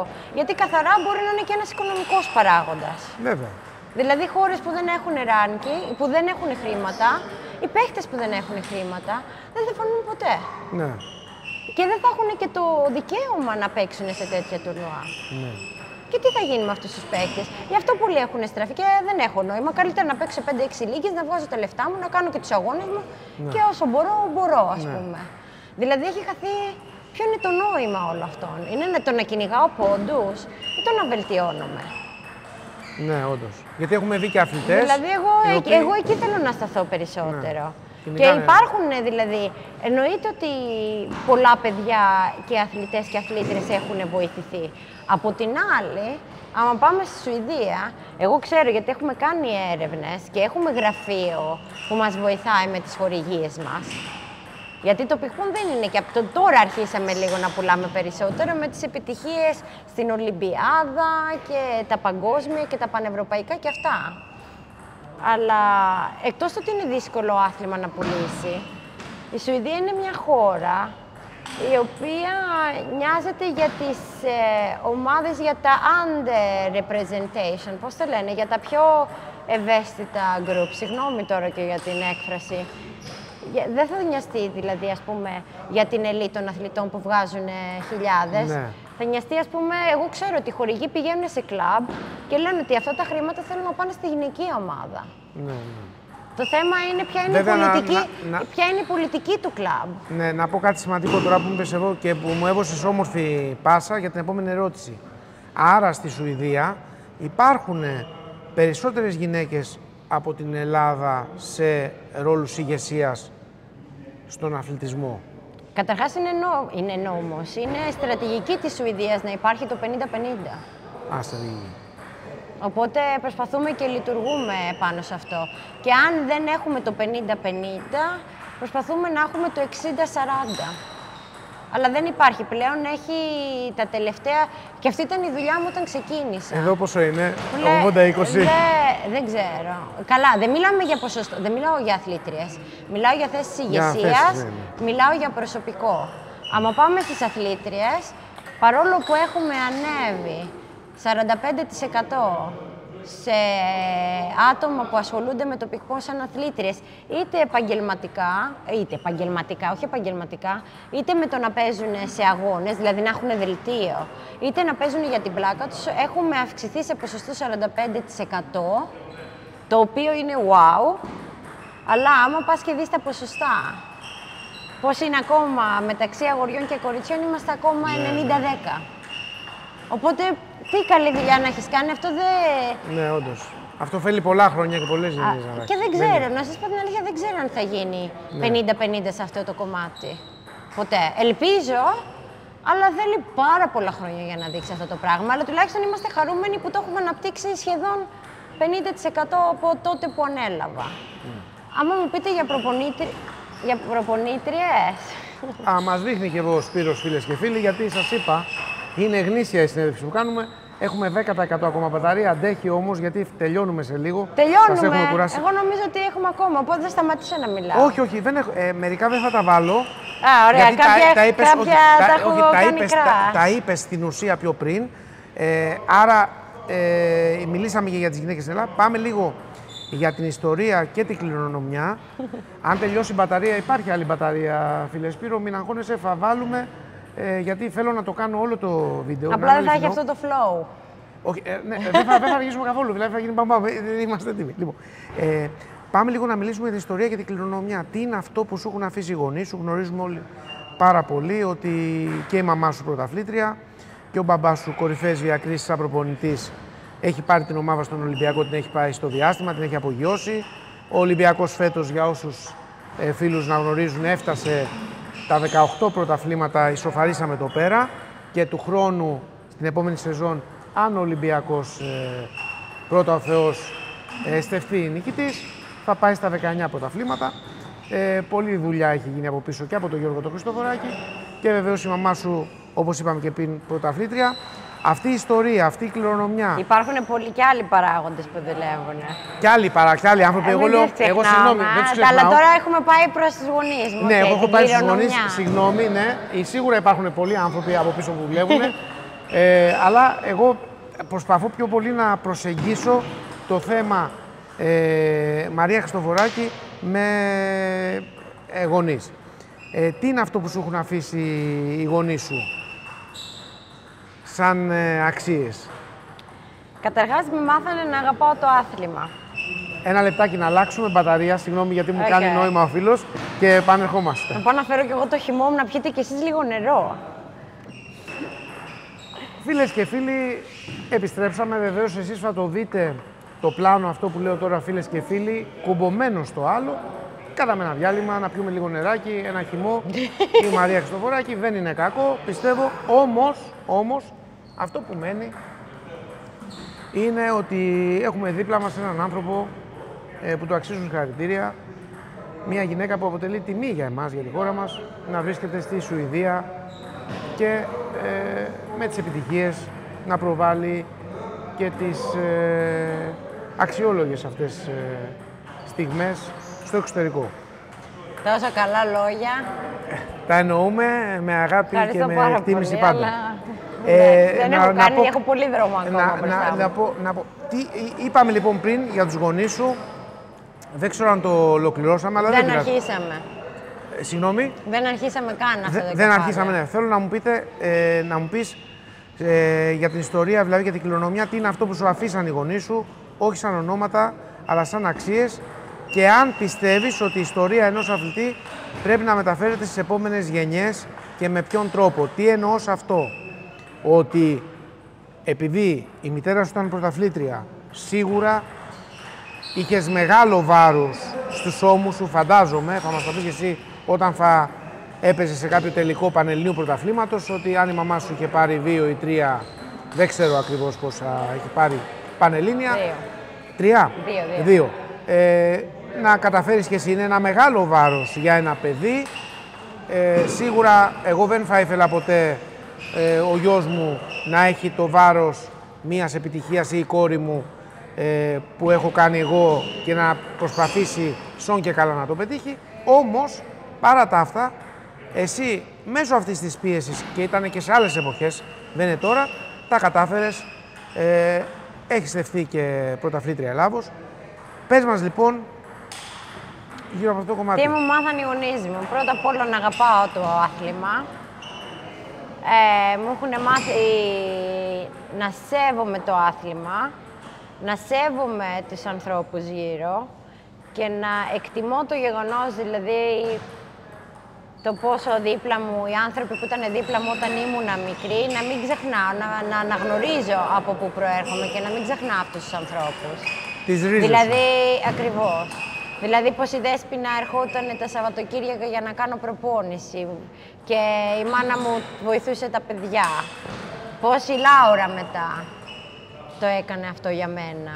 Οπότε αυτά τα πράγματα δεν τα ξεχνάς, γιατί μπορεί είτε ήταν μεγάλο το διάστημα. Καλά, εντάξει, τώρα για τη Δέσποινα δεν το συζητάμε. Η Δέσποινα ερχόταν και όταν ήμουν ενήλικας και μου λέγε τι θες να σου κάνω εγώ, και της λέω καλύτερα εσύ παρά κανένας άλλος κάνω. Δεν θα κάνεις τίποτα. Μπορείς, ναι, τρέχω. Ή μετά εγώ με τη Δέσποινα, με τον Γιώργο όταν ήταν μικρός και τον Άλκη. Δηλαδή αυτά τα πράγματα θεωρώ ότι είναι πολύ βασικά που μου δίδαξαν οι γονείς μου και είμαι ευγνώμων στα άτομα που το οτιδήποτε μου δίδαξαν. Είτε μου δίδαξαν με το κακό παράδειγμα, είτε μου δίδαξαν με το καλό παράδειγμα. Κάνανε μια προσπάθεια πάντως. Και το ίδιο είναι και στη Σουηδία. Δηλαδή δεν μπορώ να γυρίσω εγώ εύκολα την πλάτη και να μην αναγνωρίσω πόσα άτομα μου συμπεριφέρθηκαν σαν να είμαι η οικογένειά τους και απλά ήμουνα μια ξένη. Αλλά και εγώ ήμουνα πάντα ευγενική και με σεβασμό και με τα πάντα μαζί τους. Και θεωρώ ότι και αυτό είναι και ένα μεγάλο... Πέρα από το ζήλο μου, το άθλημα το λατρεύω. Το άθλημα είναι η ζωή μου. Το άθλημα είναι η ζωή μου πιο πολύ τώρα από ό,τι ήταν όταν το έπαιζα, να σας πω την αλήθεια. Γιατί νομίζω ότι μπορώ να δώσω ακόμα περισσότερο και να αλλάξω ακόμα περισσότερο. Όταν έπαιζα για μένα. Τώρα είναι, θεωρώ, ακόμα πιο ουσιαστικός ο ρόλος και πιο κρίσιμος. Στο πώς κάθε κίνηση μπορεί να αλλάξει και να βάλω κι εγώ ένα λιθαράκι σε ένα άθλημα το οποίο με έχει ζήσει, το οποίο μου έχει δώσει τόσα μαθήματα, το οποίο μου έχει δώσει τόσες χαρές, τόσα μετάλλια, φίλους, για μια ζωή που έχουμε γίνει οικογένεια. Δηλαδή, τόσα ταξίδια έχω γυρίσει στον κόσμο. Ότι στεναχώριες, αλλά έμαθα. Τώρα μπορεί να μην στεναχωριέμαι για τέτοια πράγματα. Καταλάβατε πώς είναι. Γίνεσαι λίγο πιο... Γίνεσαι δυνατός. Μπορεί να είναι βάναυσο για ένα παιδί σε αυτή την ηλικία, αλλά γίνεσαι πιο δυνατός αργότερα. Είμαστε πιο όριμοι. Δηλαδή, γενικά οι αθλητές θεωρώ ότι είμαστε πιο όριμοι. Όταν είμαστε στα 20, είμαστε στα 21 μας, από ότι παιδιά που δεν έχουν ασχοληθεί με τέτοια πράγματα, δεν έχουν τις ίδιες ευθύνες, δεν έχουν την ίδια πειθαρχία. Και αυτό που με έχουν μάθει είναι ότι πρέπει να δίνω και το αίμα μου για αυτό που κάνω, άμα θέλω να το κάνω καλά. Ότι δεν υπάρχει δηλαδή, άμα δεν προσπαθήσεις, δεν θα κάνεις τίποτα. Δηλαδή πιο πολύ αυτά ήταν. Και αυτό που λέτε με την κληρονομιά και αυτά, εγώ θα πω ότι ποτέ δεν είχα την αίσθηση ότι η μάνα μου είναι πρωταθλήτρια, πρέπει να κάνω καλύτερα από εκείνη. Αυτό είναι το θέμα πώς το φέρνουν οι γονείς σου. Πώς το μεταδίδουν δηλαδή η οικογένειά σου αυτή την πίεση. Εγώ δεν είχα αυτή την πίεση. Εγώ την πίεση που είχα πάντα από μωρό παιδί, την οποία δεν την είχα συνειδητοποιήσει μέχρι που μεγάλωσα και ήμουνα ενήλικας και λίγο πριν σταματήσω να παίζω, είναι πόση πίεση είχα ότι δεν ήθελα να τους απογοητεύσω. Όχι από θέμα αποτελεσμάτων, από όλα αυτά που είχαν θυσιάσει, από όλα αυτά, εντάξει, δεν ήταν εύκολο. Οπότε θεωρώ ότι αυτό ήταν η βασική μου πίεση. Τώρα, αν η ιστορία πρέπει να περνιέται, θεωρώ ότι το καλό κομμάτι της ιστορίας πρέπει να περνιέται. Δηλαδή, να ξέρουμε και λίγο ιστορία. Στο άθλημα πρέπει να ξέρουμε ιστορία. Να ξέρουμε τις ρίζες μας και να θέλουμε, όχι να μας δημιουργεί πίεση, να τις διατηρήσουμε και να τις κάνουμε ποια είναι η λέξη? Να μείνουν αιώνια ότι κάναμε κάτι. Να μείνουν αιώνια τίποτα δεν μένει, αλλά τέλος πάντων. Αλλά πρέπει να τις τιμήσουμε. Να τις τιμήσουμε, ναι. Αλλά άλλο είναι το «Όχι, η μάνα μου ήταν πρωταθλήτρια, ο πατέρας μου...» Πρέπει να το κάνω κι εγώ. Ή ας πούμε τώρα ο πατέρας μου, με ό,τι διακρίσεις έχει σαν προπονητής. Θα μπω εγώ στη διαδικασία να συγκριθώ εγώ με τον πατέρα μου άλλες εποχές, άλλες δουλειές, άλλες χώρες. Για ποιο λόγο? Δηλαδή, εγώ ποτέ δεν το βρήκα, αλλά ποτέ δεν με κάνανε να νιώθω έτσι κιόλας. Πάντως, σίγουρα πιστεύω ότι όταν κάποιος είναι προπονητής, από ό,τι βλέπω κι εγώ, παίζει πολύ μεγάλο ρόλο οι αποφάσεις που παίρνει σε κρίσιμα σημεία των αγώνων. Και σίγουρα στο ποιους παίκτες θα κατεβάσει σε αγώνες, με ποια σειρά. Στην Ελλάδα, ο στρατηγός, θα λέγαμε, ο νούμερο 1 σε αυτό το κομμάτι είναι ο μπαμπάς σου. Είναι ο Γιώργος Χριστοφοράκης. Κανένας αντίπαλος ποτέ δεν μπορεί να γνωρίζει με ποια ομάδα, με ποια σύνθεση θα κατέβει. Και είναι βασικό στοιχείο, πιστεύω, στους προπονητές, η τακτική. Και τον έχω δει πολλές φορές και σε μένα καμιά φορά που μου δίνει σύμβουλες που πέφτουν όλες μέσα. Άρα σίγουρα έχεις πάρει κάτι από θέμα τακτικής. Εγώ θα πω μόνο ένα πράγμα, δεν θα πω τίποτα άλλο. Τα πρώτα μου 2 πανευρωπαϊκά, που ο μπαμπάς δεν είχε έρθει μαζί με την Ελλάδα, τον έπαιρνα τηλέφωνο όταν ήταν να δηλώσει. Όχι σε κάθε παιχνίδι, αλλά στα κρίσιμα παιχνίδια. Τον έπαιρνα τηλέφωνο. Του λέω, παίζουμε τώρα, ας πούμε, προημιτελικά. Ή παίζουμε με τη Ρουμανία. Πώς θα κάνω, τι θα κάνω στο διπλό. Μου λέει, δεν σημαίνει ότι θα το ακούσω, γιατί στη τελική η δική μου η απόφαση. Και η ευθύνη. Και καμιά φορά δεν σημαίνει ότι συμφωνούμε κιόλας. Ναι. Αλλά θέλω κάποιον ο οποίος θα με βοηθήσει να το συζητήσω. Εννοείται ότι έχω και τους συναδέλφους μου, Αλλά εντάξει, σαν τον μπαμπά για μένα δεν έχει. Βλέπετε και, βλέπετε και τον μπαλάκι. Είναι αληθινές οι συνεντεύξεις, φίλες και φίλοι. Καλά, δεν ακούνε και το θόρυβο. Δηλαδή, εμένα τα αυτιά μου δεν ξέρω πώς μπορεί να τα ακούσει ο κόσμος αυτό. Βλέπετε, προβάλλουμε τον αθλητισμό εδώ πέρα στην υπέροχη αίθουσα του Ολυμπιακού. Οπότε λοιπόν... αυτό έχω να πω. Αλλά τώρα που έχει υπάρξει στα πανευρωπαϊκά, έχουμε τις συζητήσεις μας. Μπράβο. Αλλά τώρα το καλό είναι ότι έχει αρχίσει εκείνος και με ρωτάει. Βέβαια. Λιγάκι. Βέβαια. Οπότε αυτό σημαίνει ότι και σε ρωτάει, αλλάζουν λίγο. Βέβαια, αλλάζουν και οι ισορροπίες. Και καμαρώνει για σένα. Και... Καλά, δεν έχω παράπονο. Νομίζω ότι οι γονείς μου καμαρώνουν πιο πολύ για μένα από ότι εγώ καμαρώνω για αυτά που έχω κάνει. Ναι, εντάξει. Και εμείς καμαρώνουμε για σένα. Είσαι χαμηλών τόνων. Δεν θες να τα προβάλλεις, αλλά ξέρεις, καμιά φορά το να μην προβάλλουμε και κάτι που έχουμε κάνει, το έχω πει, εγώ δεν ήξερα πολλά πράγματα από το χώρο. Πολλοί κόσμος δυστυχώς αυτοαδικήθηκε, μη προβάλλοντας κάποια πράγματα τα οποία δεν ξέρανε κάποιοι άλλοι και οι οποίοι βεβαίως βγάλανε εσφαλμένα συμπεράσματα και εγώ ίδιος έχω βγάλει εσφαλμένα συμπεράσματα πολλές φορές γιατί δεν ήξερα, δεν μου έμαθε κανένα στην ιστορία, ενώ είχα κόσμο δίπλα μου να με συμβουλέψει και θα έπρεπε να μου πούνε π.χ. ότι συγκεκριμένα άτομα έχουν πετύχει συγκεκριμένα πράγματα, δυστυχώς, όχι ότι το κάνανε σχεμένα, μπορεί να το ξεχάσανε, να μην του δώσανε σημασία, σου λέει ποιος ασχοληθεί τώρα με το τι έγινε πριν 10 χρόνια, όμως είναι πολύ σημαντικό να γνωρίζουμε κάποια πράγματα και μπράβο σου και σε τιμά ιδιαίτερα που αναγνωρίζεις. Καλά, η αλήθεια είναι ότι και ο λόγος που θέλω να μιλήσουμε και αυτά, πέρα από την πρόσκληση και εντάξει εννοείται ότι είναι το μήνυμα που θα περάσουμε, δεν είναι να προβληθεί το όνομά μου. Ναι. Δεν με ενδιαφέρει. Αλλά άμα μπορέσουμε να βοηθήσουμε έναν προπονητή, έναν παίχτη, μια οικογένεια, δεν ξέρω, κάποιον, να πάρει κάποια μηνύματα ή να δουν ότι δεν είναι όλα ρόδινα και στη Σουηδία. Ναι, πολλές φορές δεν έχω πάρει τον πατέρα μου και κλαίω ή τη μάνα μου και κλαίω γιατί δεν αντέχω άλλο. Ναι. Θέλουμε να μας μιλήσεις γι' αυτό τώρα. Απλά να ξέρουμε, απλά θεωρώ ότι έχουμε καλύτερες απολαβές, δηλαδή για να προωθήσουμε... Ποιότητα ζωής, θα έλεγες, ή όχι? Καλά, δεν το συζητάμε. Η ποιότητα ζωής είναι... δουλεύουμε τις ίδιες ώρες και η μισθή εδώ πέρα είναι το 1/4 από αυτούς που είναι ο κατώτατος μισθός. Οπότε, προφανώς, δηλαδή, είναι αυτό που λέω το σύστημα. Προφανώς και τα παιδιά θα είναι πιο αγχωμένα να αποδώσουν, θα σκεφτούν τους γονείς τους, ότι ξέρεις, η μαμά μου τώρα δεν θα πληρώσει αυτό ή θα στερηθούμε αυτό για να πάω εγώ ένα τουρνουά. Ξέρετε τι πίεση αυτά τα παιδιά τραβάνε. Τεράστια. Εγώ δεν είχα να πληρώσω νίκη τον πρώτο μου χρόνο στη Σουηδία.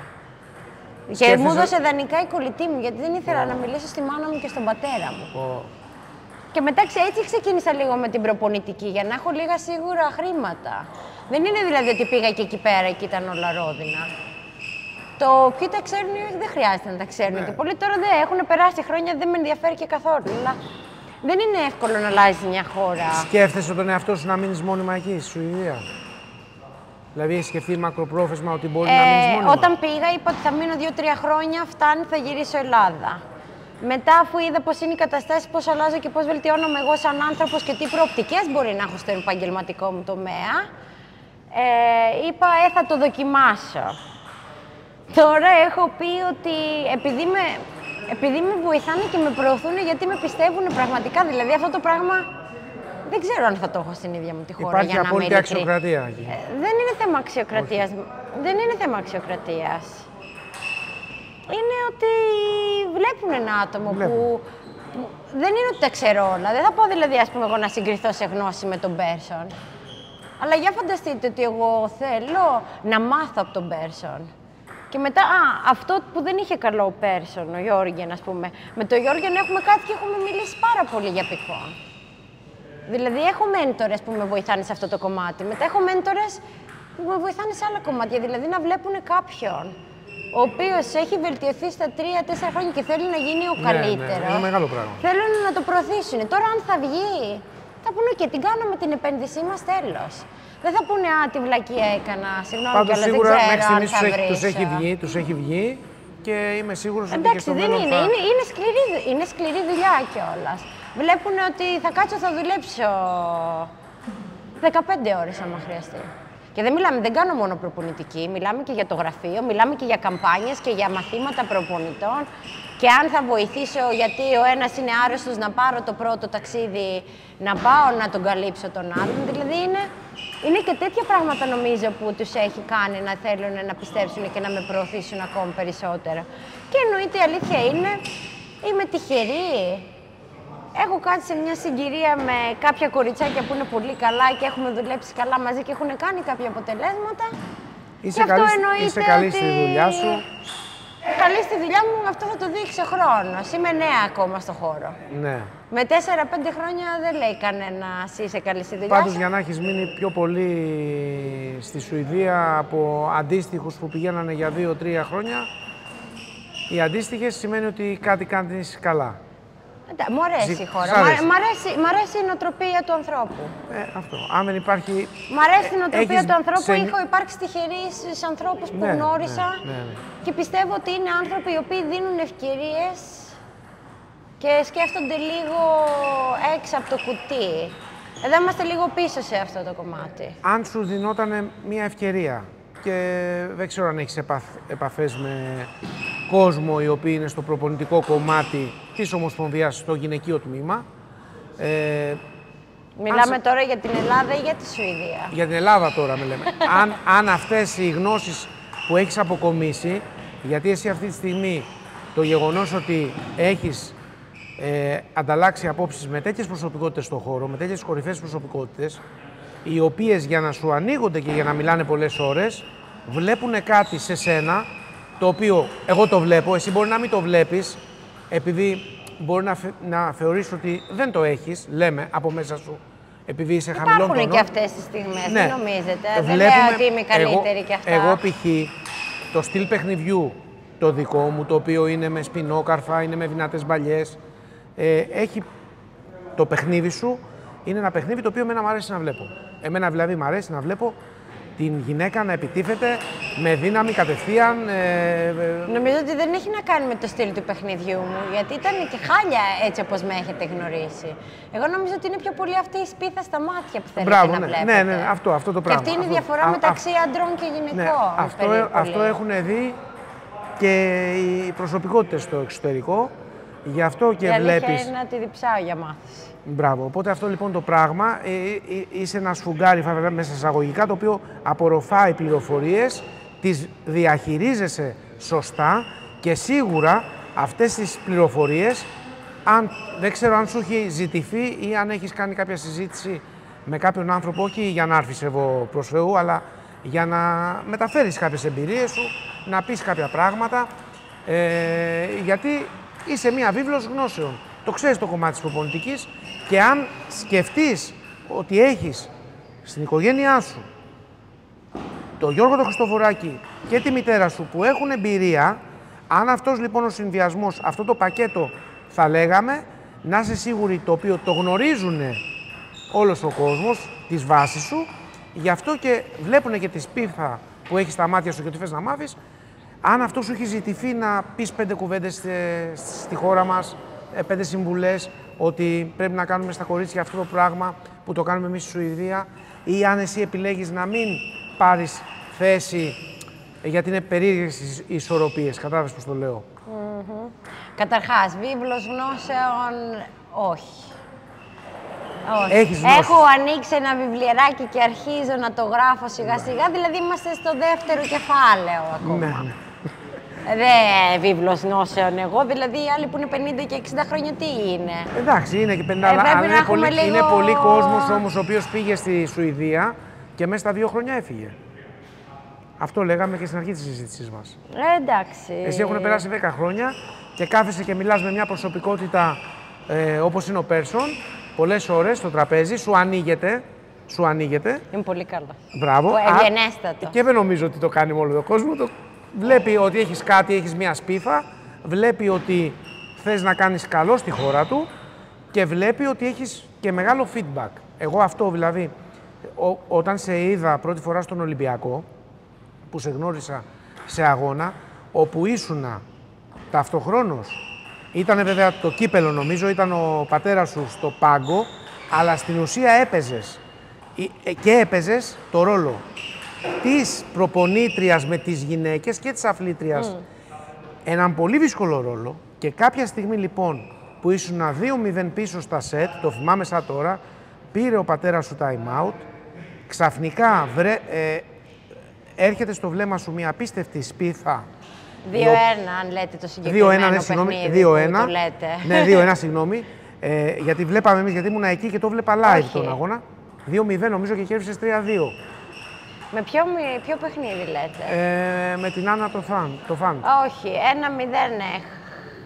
Πήρα το πρώτο σετ, μετά πήγε 1-1 και μετά κέρδισα 3-1. Το θυμάμαι εγώ λάθος τότε, συγγνώμη. Αλλά δεν πειράζει, όχι, αλλά δεν μπορούσα να θυμηθώ εγώ ποιο παιχνίδι. Εγώ θυμάμαι, επειδή ήμουν και μακριά, ότι είδα στο βλέμμα σου κάποια στιγμή στην ουσία να μιλάς στον εαυτό σου και να μετατρέπεσαι από προπονήτρια σε αθλήτρια και στα επόμενα σετ, ήταν και ο μπαμπάς σου στο πάγκο τότε, παιχτήκανε κάποιοι πόντοι ασύλληπτοι.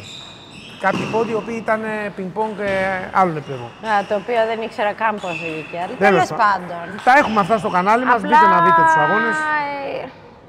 Η αλήθεια είναι ότι όταν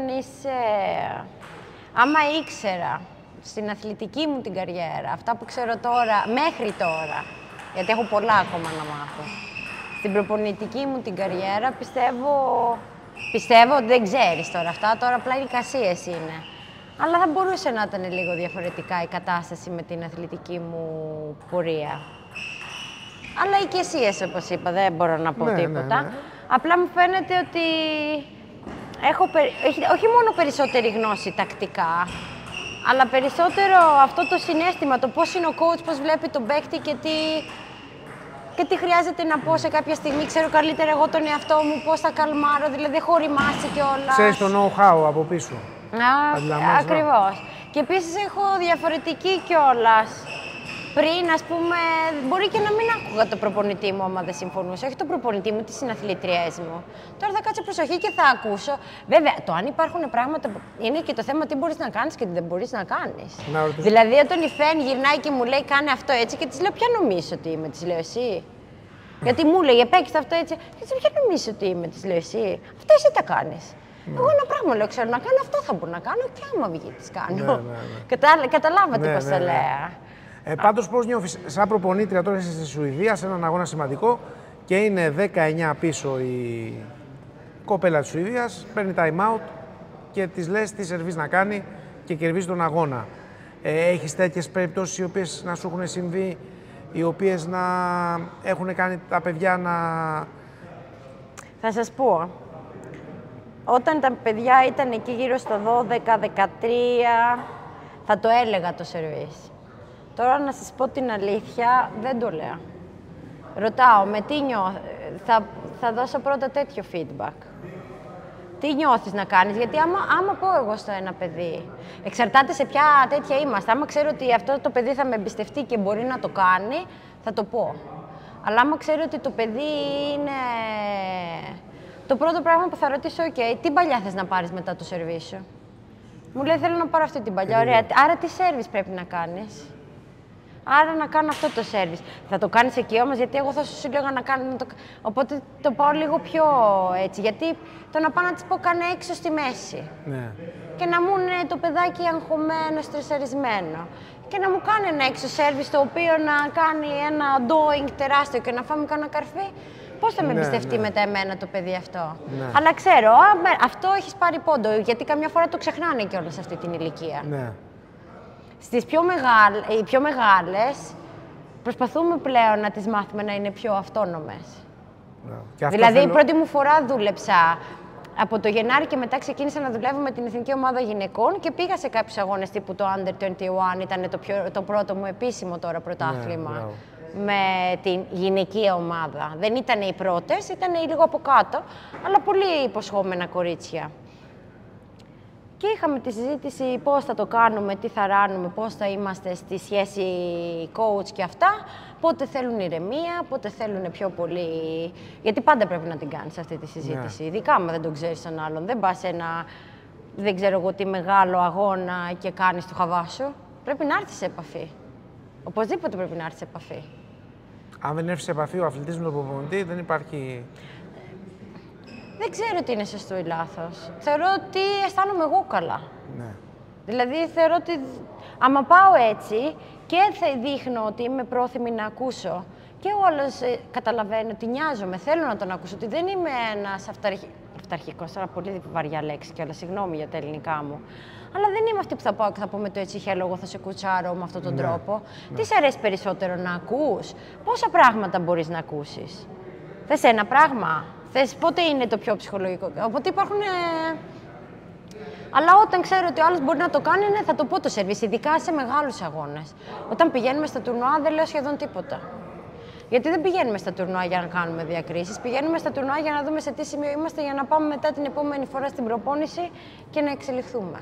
Τουλάχιστον εγώ αυτή την οτροπία προσπαθώ να περάσω. Τώρα θέλουμε να μας πεις, κλείνουμε σε λίγο, μην αγχώνεστε, είναι αληθινή αυτή νομίζω ότι η συνέντευξη πρέπει να πάει part 1 και part 2. Δηλαδή, εγώ θα κουραζόμουν να ακούσω τον εαυτό μου. Ναι, αλλά θα βγούμε, δεν την έχουμε φτιάξει. Είμαστε στην εποχή του ενός λεπτού, το ξέρετε, με το TikTok και τα Reels. Θα κάνουμε αρκετά βίντεο από τη συνέντευξη αυτά, του ενός λεπτού. Αλλά επειδή υπάρχει κόσμος το Σάββατο βράδυ, η Παρασκευή το βράδυ, που κάθεται σπίτι του, θέλει να ακούσει 5 όμορφες κουβέντες. Θέλει να ακούσει έναν άνθρωπο ο οποίος έχει κάνει κάποια πράγματα και να δούνε και τα νέα παιδιά τι μπορούν να καταφέρουν αν έχουν πείσμα, συνέπεια και αρχές. Οπότε είναι καλό ένα Σάββατο βράδυ π.χ. αν παιχτεί αυτή η συνέντευξη, πρώτα Θεός,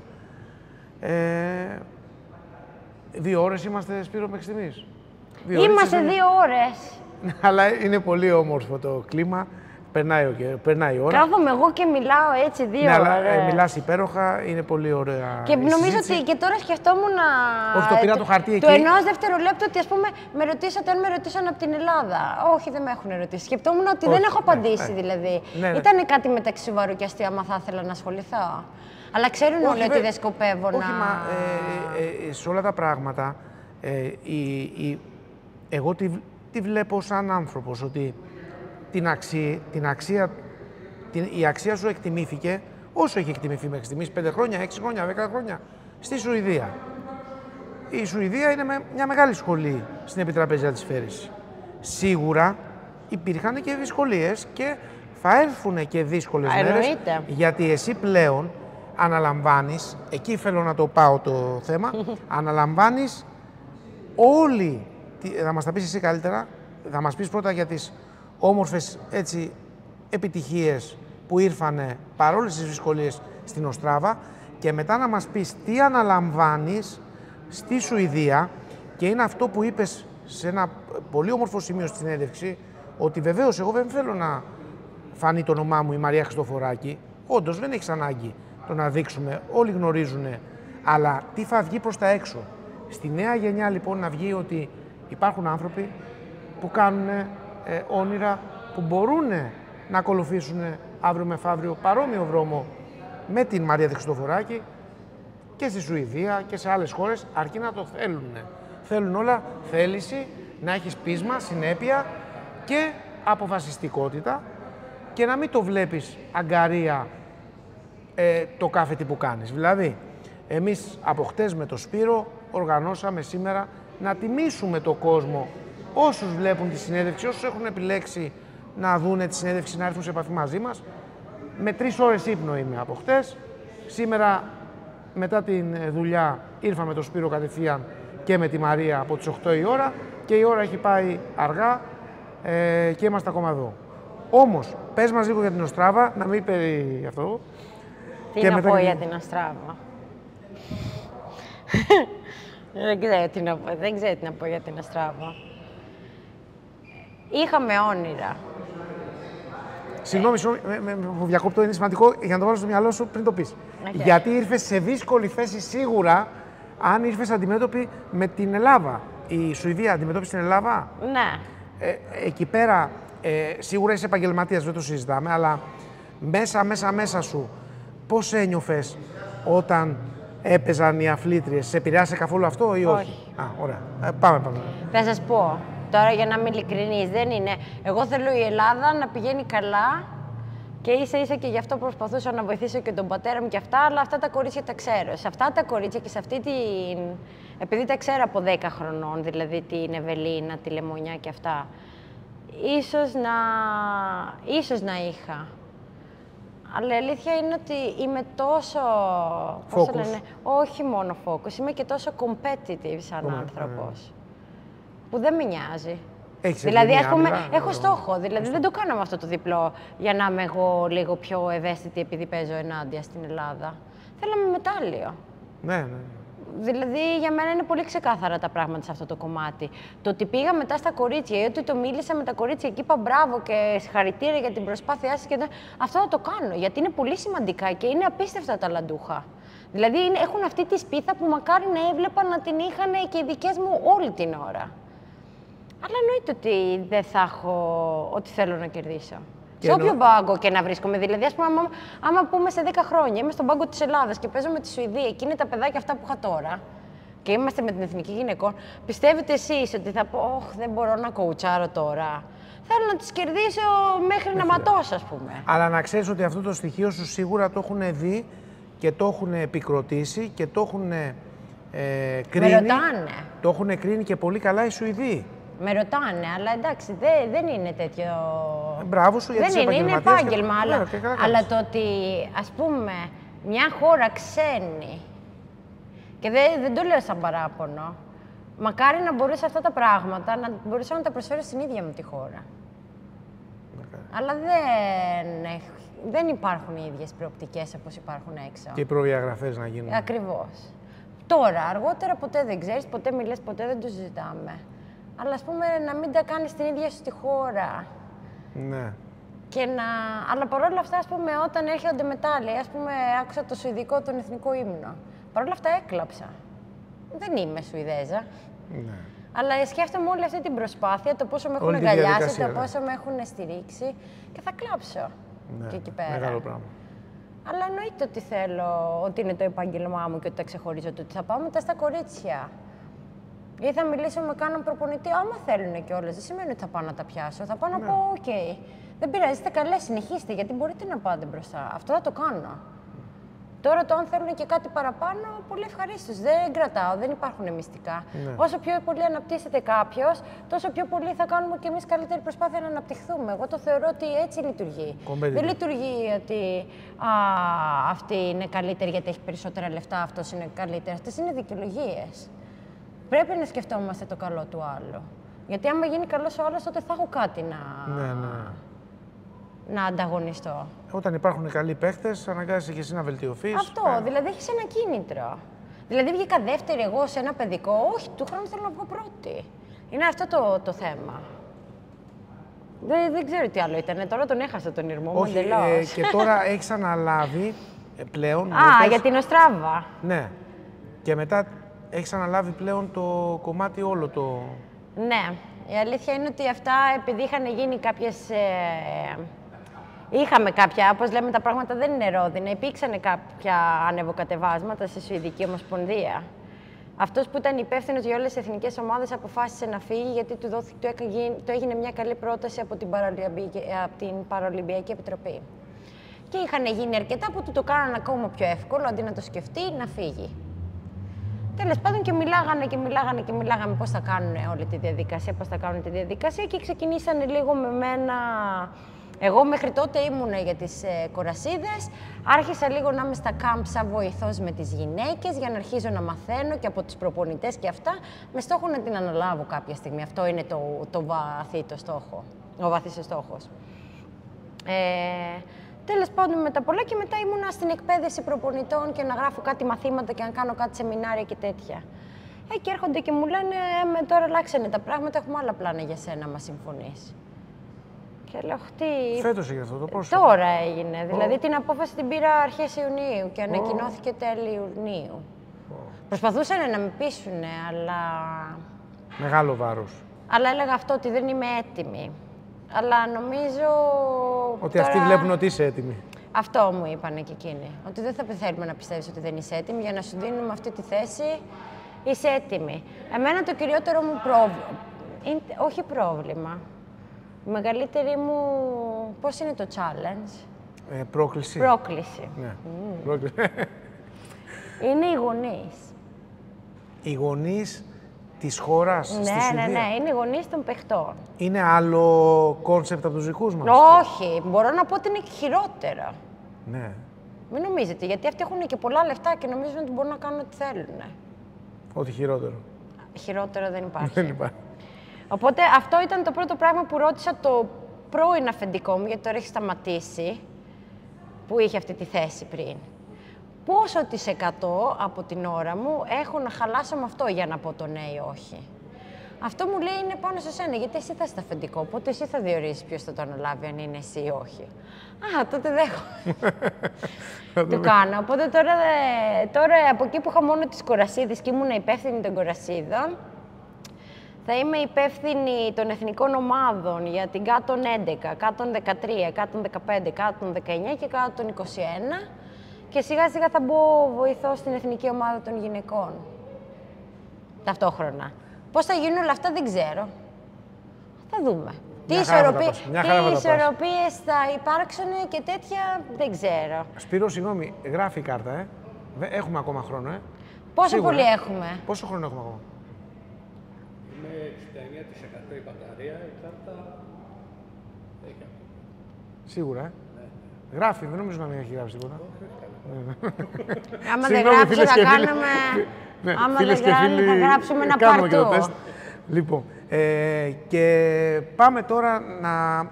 Οπότε λοιπόν είναι μεγάλο το challenge και η πρόκληση, όμως είναι αυτό που σου είπα, και στα είχα γράψει και στο Facebook κάποια στιγμή, ότι μπορεί εσύ να μην θέλεις να το παραδεχτείς γιατί είσαι ταπεινή, δεν θες, αλλά βλέπουν κάποιοι άνθρωποι, όπως εγώ όταν σε γνώρισα, είδα τη σπίθα, τη φλόγα και είπα ότι αν εσύ αυτή τη στιγμή στην ηλικία που έπρεπε, όχι τώρα έχεις αλλάξει, έχεις πάει στο προπονητικό κομμάτι, ήσουνα σε προπονητικά κάμπ στις Κίνες και δεξιά-αριστερά και ήξερες αυτά που μας λες τώρα ότι ξέρεις, είμαι σίγουρος ότι θα ήταν διαφορετικά προς το καλύτερο η καριέρα σου. Βέβαια, δεν ξέρω τι τίμημα μπορεί να είχες να πληρώσεις γι' αυτό. Νομίζω ότι δεν θα ήμουν διατεθειμένη. Επειδή με ξέρω σαν Μαρία. Ναι. Γιατί το τίμημα είναι μεγάλο για αυτά τα πράγματα. Νομίζω ότι θα είχα καεί εγώ, δεν θα άντεχα. Άμα μιλάμε για τη Μαρία 20-30, νομίζω ότι δεν με αντιπροσωπεύει. Με αντιπροσωπεύει πάρα πολύ η καριέρα που έκανα. Να κάτσω όσο περισσότερο μπορώ, να ζω με αυτά τα χρήματα όσο περισσότερο μπορώ, γιατί είναι το χόμπι μου επάγγελμα, για παράδειγμα, και να προσπαθήσω να βελτιώνομαι μέχρι εκεί που αντέχω και μέχρι εκεί που είναι τα όρια μου. Εκεί πέρα. Και γι' αυτό και σταμάτησα μετά. Δεν είχα άλλα όρια ψυχολογικά, ψυχικά και σωματικά. Ναι. Εμείς όμως τον Ολυμπιακό που θέλουμε να σε βλέπουμε τώρα, πώς θα σε βλέπουμε? Έτσι να ελαφρύνουμε. Καταρχάς, όπως με έχετε δει, ακόμα θα συνεχίσω ναι, αλλά με να έρχομαι για να κάνω προπονητική. Το σοβαρό πρόγραμμα που θα έχεις όταν θα έχεις αναλάβει ότι... Δεν ξέρω, γιατί θα κανονίζω εγώ το πρόγραμμά μου σε πόσα ταξίδια θα πηγαίνω και αυτά. Τώρα εγώ αποφασίζω που θα πηγαίνω, δεν αποφασίζει κανένας για μένα. Οπότε πιστεύω ότι θα έχω λίγο καλύτερο προγραμματισμό στο πόσο πολύ θα λείπω. Σίγουρα θα λείπω σε ταξίδια με άνδρες και γυναίκες, το οποίο δεν το κανονίζω εγώ. Αλλά συνήθως αυτοί οι αγώνες δεν συμπίπτουν με την Ελλάδα. Γιατί φέτος έχει αλλάξει και το σύστημα πλέον. Ακριβώς. Και παίζουν κοπέλες, έχουμε αξιολογότατα κορίτσια που παίζουν στον Ολυμπιακό, κορυφές και οι δύο. Για αυτές είναι ο δρόμος, δεν είναι για μένα. Εγώ μακάρι να έχω την ευκαιρία. Θα σε φέρουν δίπλα τους στο κοουτσάρισμα. Μακάρι, εγώ θέλω πάρα πολύ αυτή την ευκαιρία. Και εμείς σε φέρνουμε στον Ολυμπιακό να είσαι δίπλα μας. Γιατί αλήθεια και ο μπαμπάς είναι και η μαμά. Ότι εγώ αυτό τους είπα, ότι δεν ενδιαφέρομαι να παίξει, ας πούμε, φέτος. Τώρα τη μικρή θα βάλουμε, την Ευελίνα. Εγώ για ποιο λόγο? Και η Έλσα ήταν. Μόνο. Και η Ελισάβετ. Δεν μιλάω για φέτος, για την καινούρια τη χρονιά που έρχεται. Μιλάω για την περασμένη χρονιά. Που είχαμε μόνο την Ευελίνα. Μόνο την Ευελίνα, ναι. Και λέω, εγώ θα παίξω μόνο αν η Ευελίνα είναι σε πολύ κακή φόρμα, μόνο αν είναι άρρωστη, μόνο αν είναι τραυματισμένη. Ναι. Δεν θα παίξω για κανέναν άλλο λόγο. Εκείνη έχει το μέλλον μπροστά της. Εγώ τι έκανα. Θέλω να κάτσω και να είμαι προπονήτρια. Φέτος όμως στο πάγκο, πιστεύω, επειδή θα είναι η Τέρπου μαζί με την Μεραμβιλιωτάκη. Θα είναι κάτι διαφορετικό το να πέφτει πλέον όλο το βάρος, θα έλεγα, σε Ελληνίδες στο να καθορίσουν την εξέλιξη του αγώνα, και ο ρόλος του προπονητή δεν πιστεύεις ότι θα είναι λίγο διαφορετικός? Θεωρώ ότι θα παίξει πολύ βασικό ρόλο πώς οι προπονητές θα διαχειριστούν τη συγκεκριμένη κατάσταση. Και να σου πω, συγγνώμη, και μία παρένθεση, μην το ξεχάσω, πριν μου πεις. Εγώ είχα πει κάποια στιγμή που λέγανε, λέγανε στην Ομοσπονδία να φέρουμε ένα ξένο, είχα πετάξει σε μία συζήτηση, εγώ δεν είμαι κάτι στην Ομοσπονδία, εξωτερικά σε φίλους. Λέω, γιατί να μην έχουμε τους 2 ξένους και να κάνουμε τα ντέρμπι όποιος φτάσει στα 5. Και γύρισε τότε και μου είπε ο Παπαγεωργίου ότι θα φτάσουν οι αγώνες να είναι 5,5 ώρες. Και του λέω, ναι, αλλά εγώ που θέλω να βλέπω τους αθλητές να παίζουν, είναι ό,τι καλύτερο. Π.χ. ο κόσμος που θέλει να βλέπει πινκ-πονγκ, να βλέπει ένα ντέρμπι Ολυμπιακού Παναθηναϊκού, να μην τελειώνει σε 3 ώρες, 3,5-4, να πηγαίνει ακόμα και 5 ώρες. Δηλαδή να είχε 2 ξένους μέσα, 3 Έλληνες, και να αποφασιζόταν το ντέρμπι όχι όποιος φτάσει πρώτος στα 4 νικηφόρα, όποιος φτάσει στα 5 νικηφόρα. Νομίζω είχαμε παίξει κάποτε κάποια στιγμή. Δεν ξέρω, δεν θυμάμαι καθόλου από την καριέρα μου πόσα συστήματα έχουμε Και αλλάξει. ο λόγος λοιπόν που τους είχα πει αυτό το πράγμα είναι ότι έτσι θα μπορούσε να προσελκύσει, ειδικά στη χώρα μας, δηλαδή όταν έχεις ένα ντέρμπι το οποίο ανεξαρτήτως μπορεί να είναι Άρης Νικαίας με τα τάβλα. Όταν έχεις ένα ντέρμπι το οποίο γνωρίζει κάποιος χορηγός ότι θα διαρκέσει πολλή ώρα, 3 ώρες, και είναι πολύ πιο εύκολο να επενδύσει στην προβολή σε αυτό το ντέρμπι. Εγώ θα έλεγα το αντίθετο. Το αντίθετο. Αυτό το ίδιο μου είπε και ο Πουκάρ. Ο Πουκάρ μου είπε, ότι... Δεν μιλάμε για το 1/4 προφανώς, αλλά είναι πολύ μεγάλη διάρκεια. Και είναι και πολύ μεγάλο θέμα αυτό, και άμα μιλήσω για τη Σουηδία, να πουλήσουμε τα δικαιώματα ενός ομαδικού αγώνα. Ναι. Ενός ομαδικού αγώνα είναι πολύ πιο δύσκολο να πουλήσουμε τα δικαιώματα στην τηλεόραση. Γιατί όταν πας και σου λένε, OK, πόσες ώρες θα διαρκέσει? Γιατί θέλουν συγκεκριμένο χρόνο. Και τη λες, μπορεί να πάρει από 1,5 ώρα μέχρι 4. Και σου λένε, τι είναι αυτό και τι θα κάνω εγώ? Εγώ θέλω να έχω συγκεκριμένο. Οπότε εγώ θα έλεγα το αντίθετο. Ότι άμα θέλουμε σε αυτούς που είναι fans του αθλήματος, εννοείται. Ναι. Για τον προπονητή, για τους αθλητές, και για τους άλλους που είναι εξωτερικοί και θέλουμε να έχουν αυτή την ένταση ενός ντέρμπι. Αλλά από την άλλη δεν θέλουμε τώρα να κάτσουν και 7 ώρες, 5 ώρες οι άνθρωποι εκεί μέσα. Νομίζω ότι είναι πολύ μεγάλο λάθος το να αυξήσουμε τη διάρκεια. Εγώ π.χ. που λατρεύω ειδικά τα ντέρμπι Ολυμπιακός Παναθηναϊκός και Παναθηναϊκός Ολυμπιακός είναι ασύλληπτα. Δηλαδή για σκεφτείτε το μπάσκετ να ήταν, αντί για να ήταν 4 δεκάλεπτα, να ήταν 8 δεκάλεπτα. Αυτό μου λέτε τώρα, είναι σαν να μου λέτε αυτό. Εγώ θα βαριόμουν προσωπικά να δω 8 δεκάλεπτα μπάσκετ. Θεωρώ ότι είναι όσο. Πάντως ο Πουκάρ είπε αυτό που πες εσύ. Μπράβο. Ο Πουκάρ. Δηλαδή είχα μια συζήτηση και μου λέει... Είμαστε 2 και είστε 1. Ναι, εντάξει, εγώ είμαι σαν λοιπόν. Δεν είναι ιδέες, έτσι βγαίνουν όμως και λίγο οι ιδέες. Καταλάβατε πώς εννοώ. Εγώ το βλέπω από την άποψη του ανθρώπου ο οποίος θα κάτσει σπίτι του. Εσύ είστε φανατικός, αυτό. Ναι, ο φανατικός θα και εγώ θέλω να βλέπω Σγουρόπουλο με Γιόνι, να βλέπω 5 ώρες να παίζω. Εγώ δεν θέλω. Και να... Φτάνει. Ναι, δηλαδή... Συγγνώμη πάνω και Γιάννη, αλλά φτάνει. Λοιπόν, πάμε λοιπόν να κλείσουμε σιγά. Νομίζω το πάμε όλα. Έχουμε ξεχάσει κάτι? Δεν νομίζω. Να δούμε το χαρτί, το σκονάκι εδώ πέρα. Το σκονάκι εδώ πέρα. Τα είχα και σε τάμπλετ, αλλά δεν πρόλαβα να το συγχρονίσω. Μ' αρέσει ο παλιός ο τρόπος. Ο παλιός τρόπος, ναι, παραδοσιακός. Παραδοσιακός, πραγματικά, με χαρτί και μολύβι. Να είναι καλά και ο κύριος Χριστοφοράκης, ο οποίος μας έφερε και χυμούς και... Προσέχει την κόρη και νεράκια. Έχουμε και τον Κώστα το Σταμνίδη εδώ πέρα. Περιμένει να τελειώσουμε για να κλειδώσει την αίθουσα. Αναφέρεστε κι εσείς εδώ πέρα. Συγγνώμη, τελειώνουμε. Νομίζω ότι τα έχουμε πει όλα. Τα έχουμε πει όλα. Τώρα, αν υπάρχει κάτι άλλο, γράψτε κάτω ερωτήσεις και θα απαντήσει. Το Δεκέμβρη τα ξαναλέμε. Σας ευχαριστούμε πάρα πολύ όλους από καρδιάς που ήσασταν εδώ. Μαρία, σας ευχαριστούμε πάρα πολύ. Εγώ ευχαριστώ. Ιδιαίτερη χαρά και τιμή. Και εγώ, μιλάμε ώρες. Καλό κουράγιο. Καλό κουράγιο. Είναι το μοναδικό που θα κοιτάξω την κάμερα και θα μιλήσω. Να είστε καλά. Εδώ πέρα από την όμορφη αίθουσα του Ολυμπιακού και από την Μαρία Χριστοφοράκη και τον Θωμά Κουσιωρή. Σας ευχαριστούμε πολύ όλους. Καλή ξεκούραση.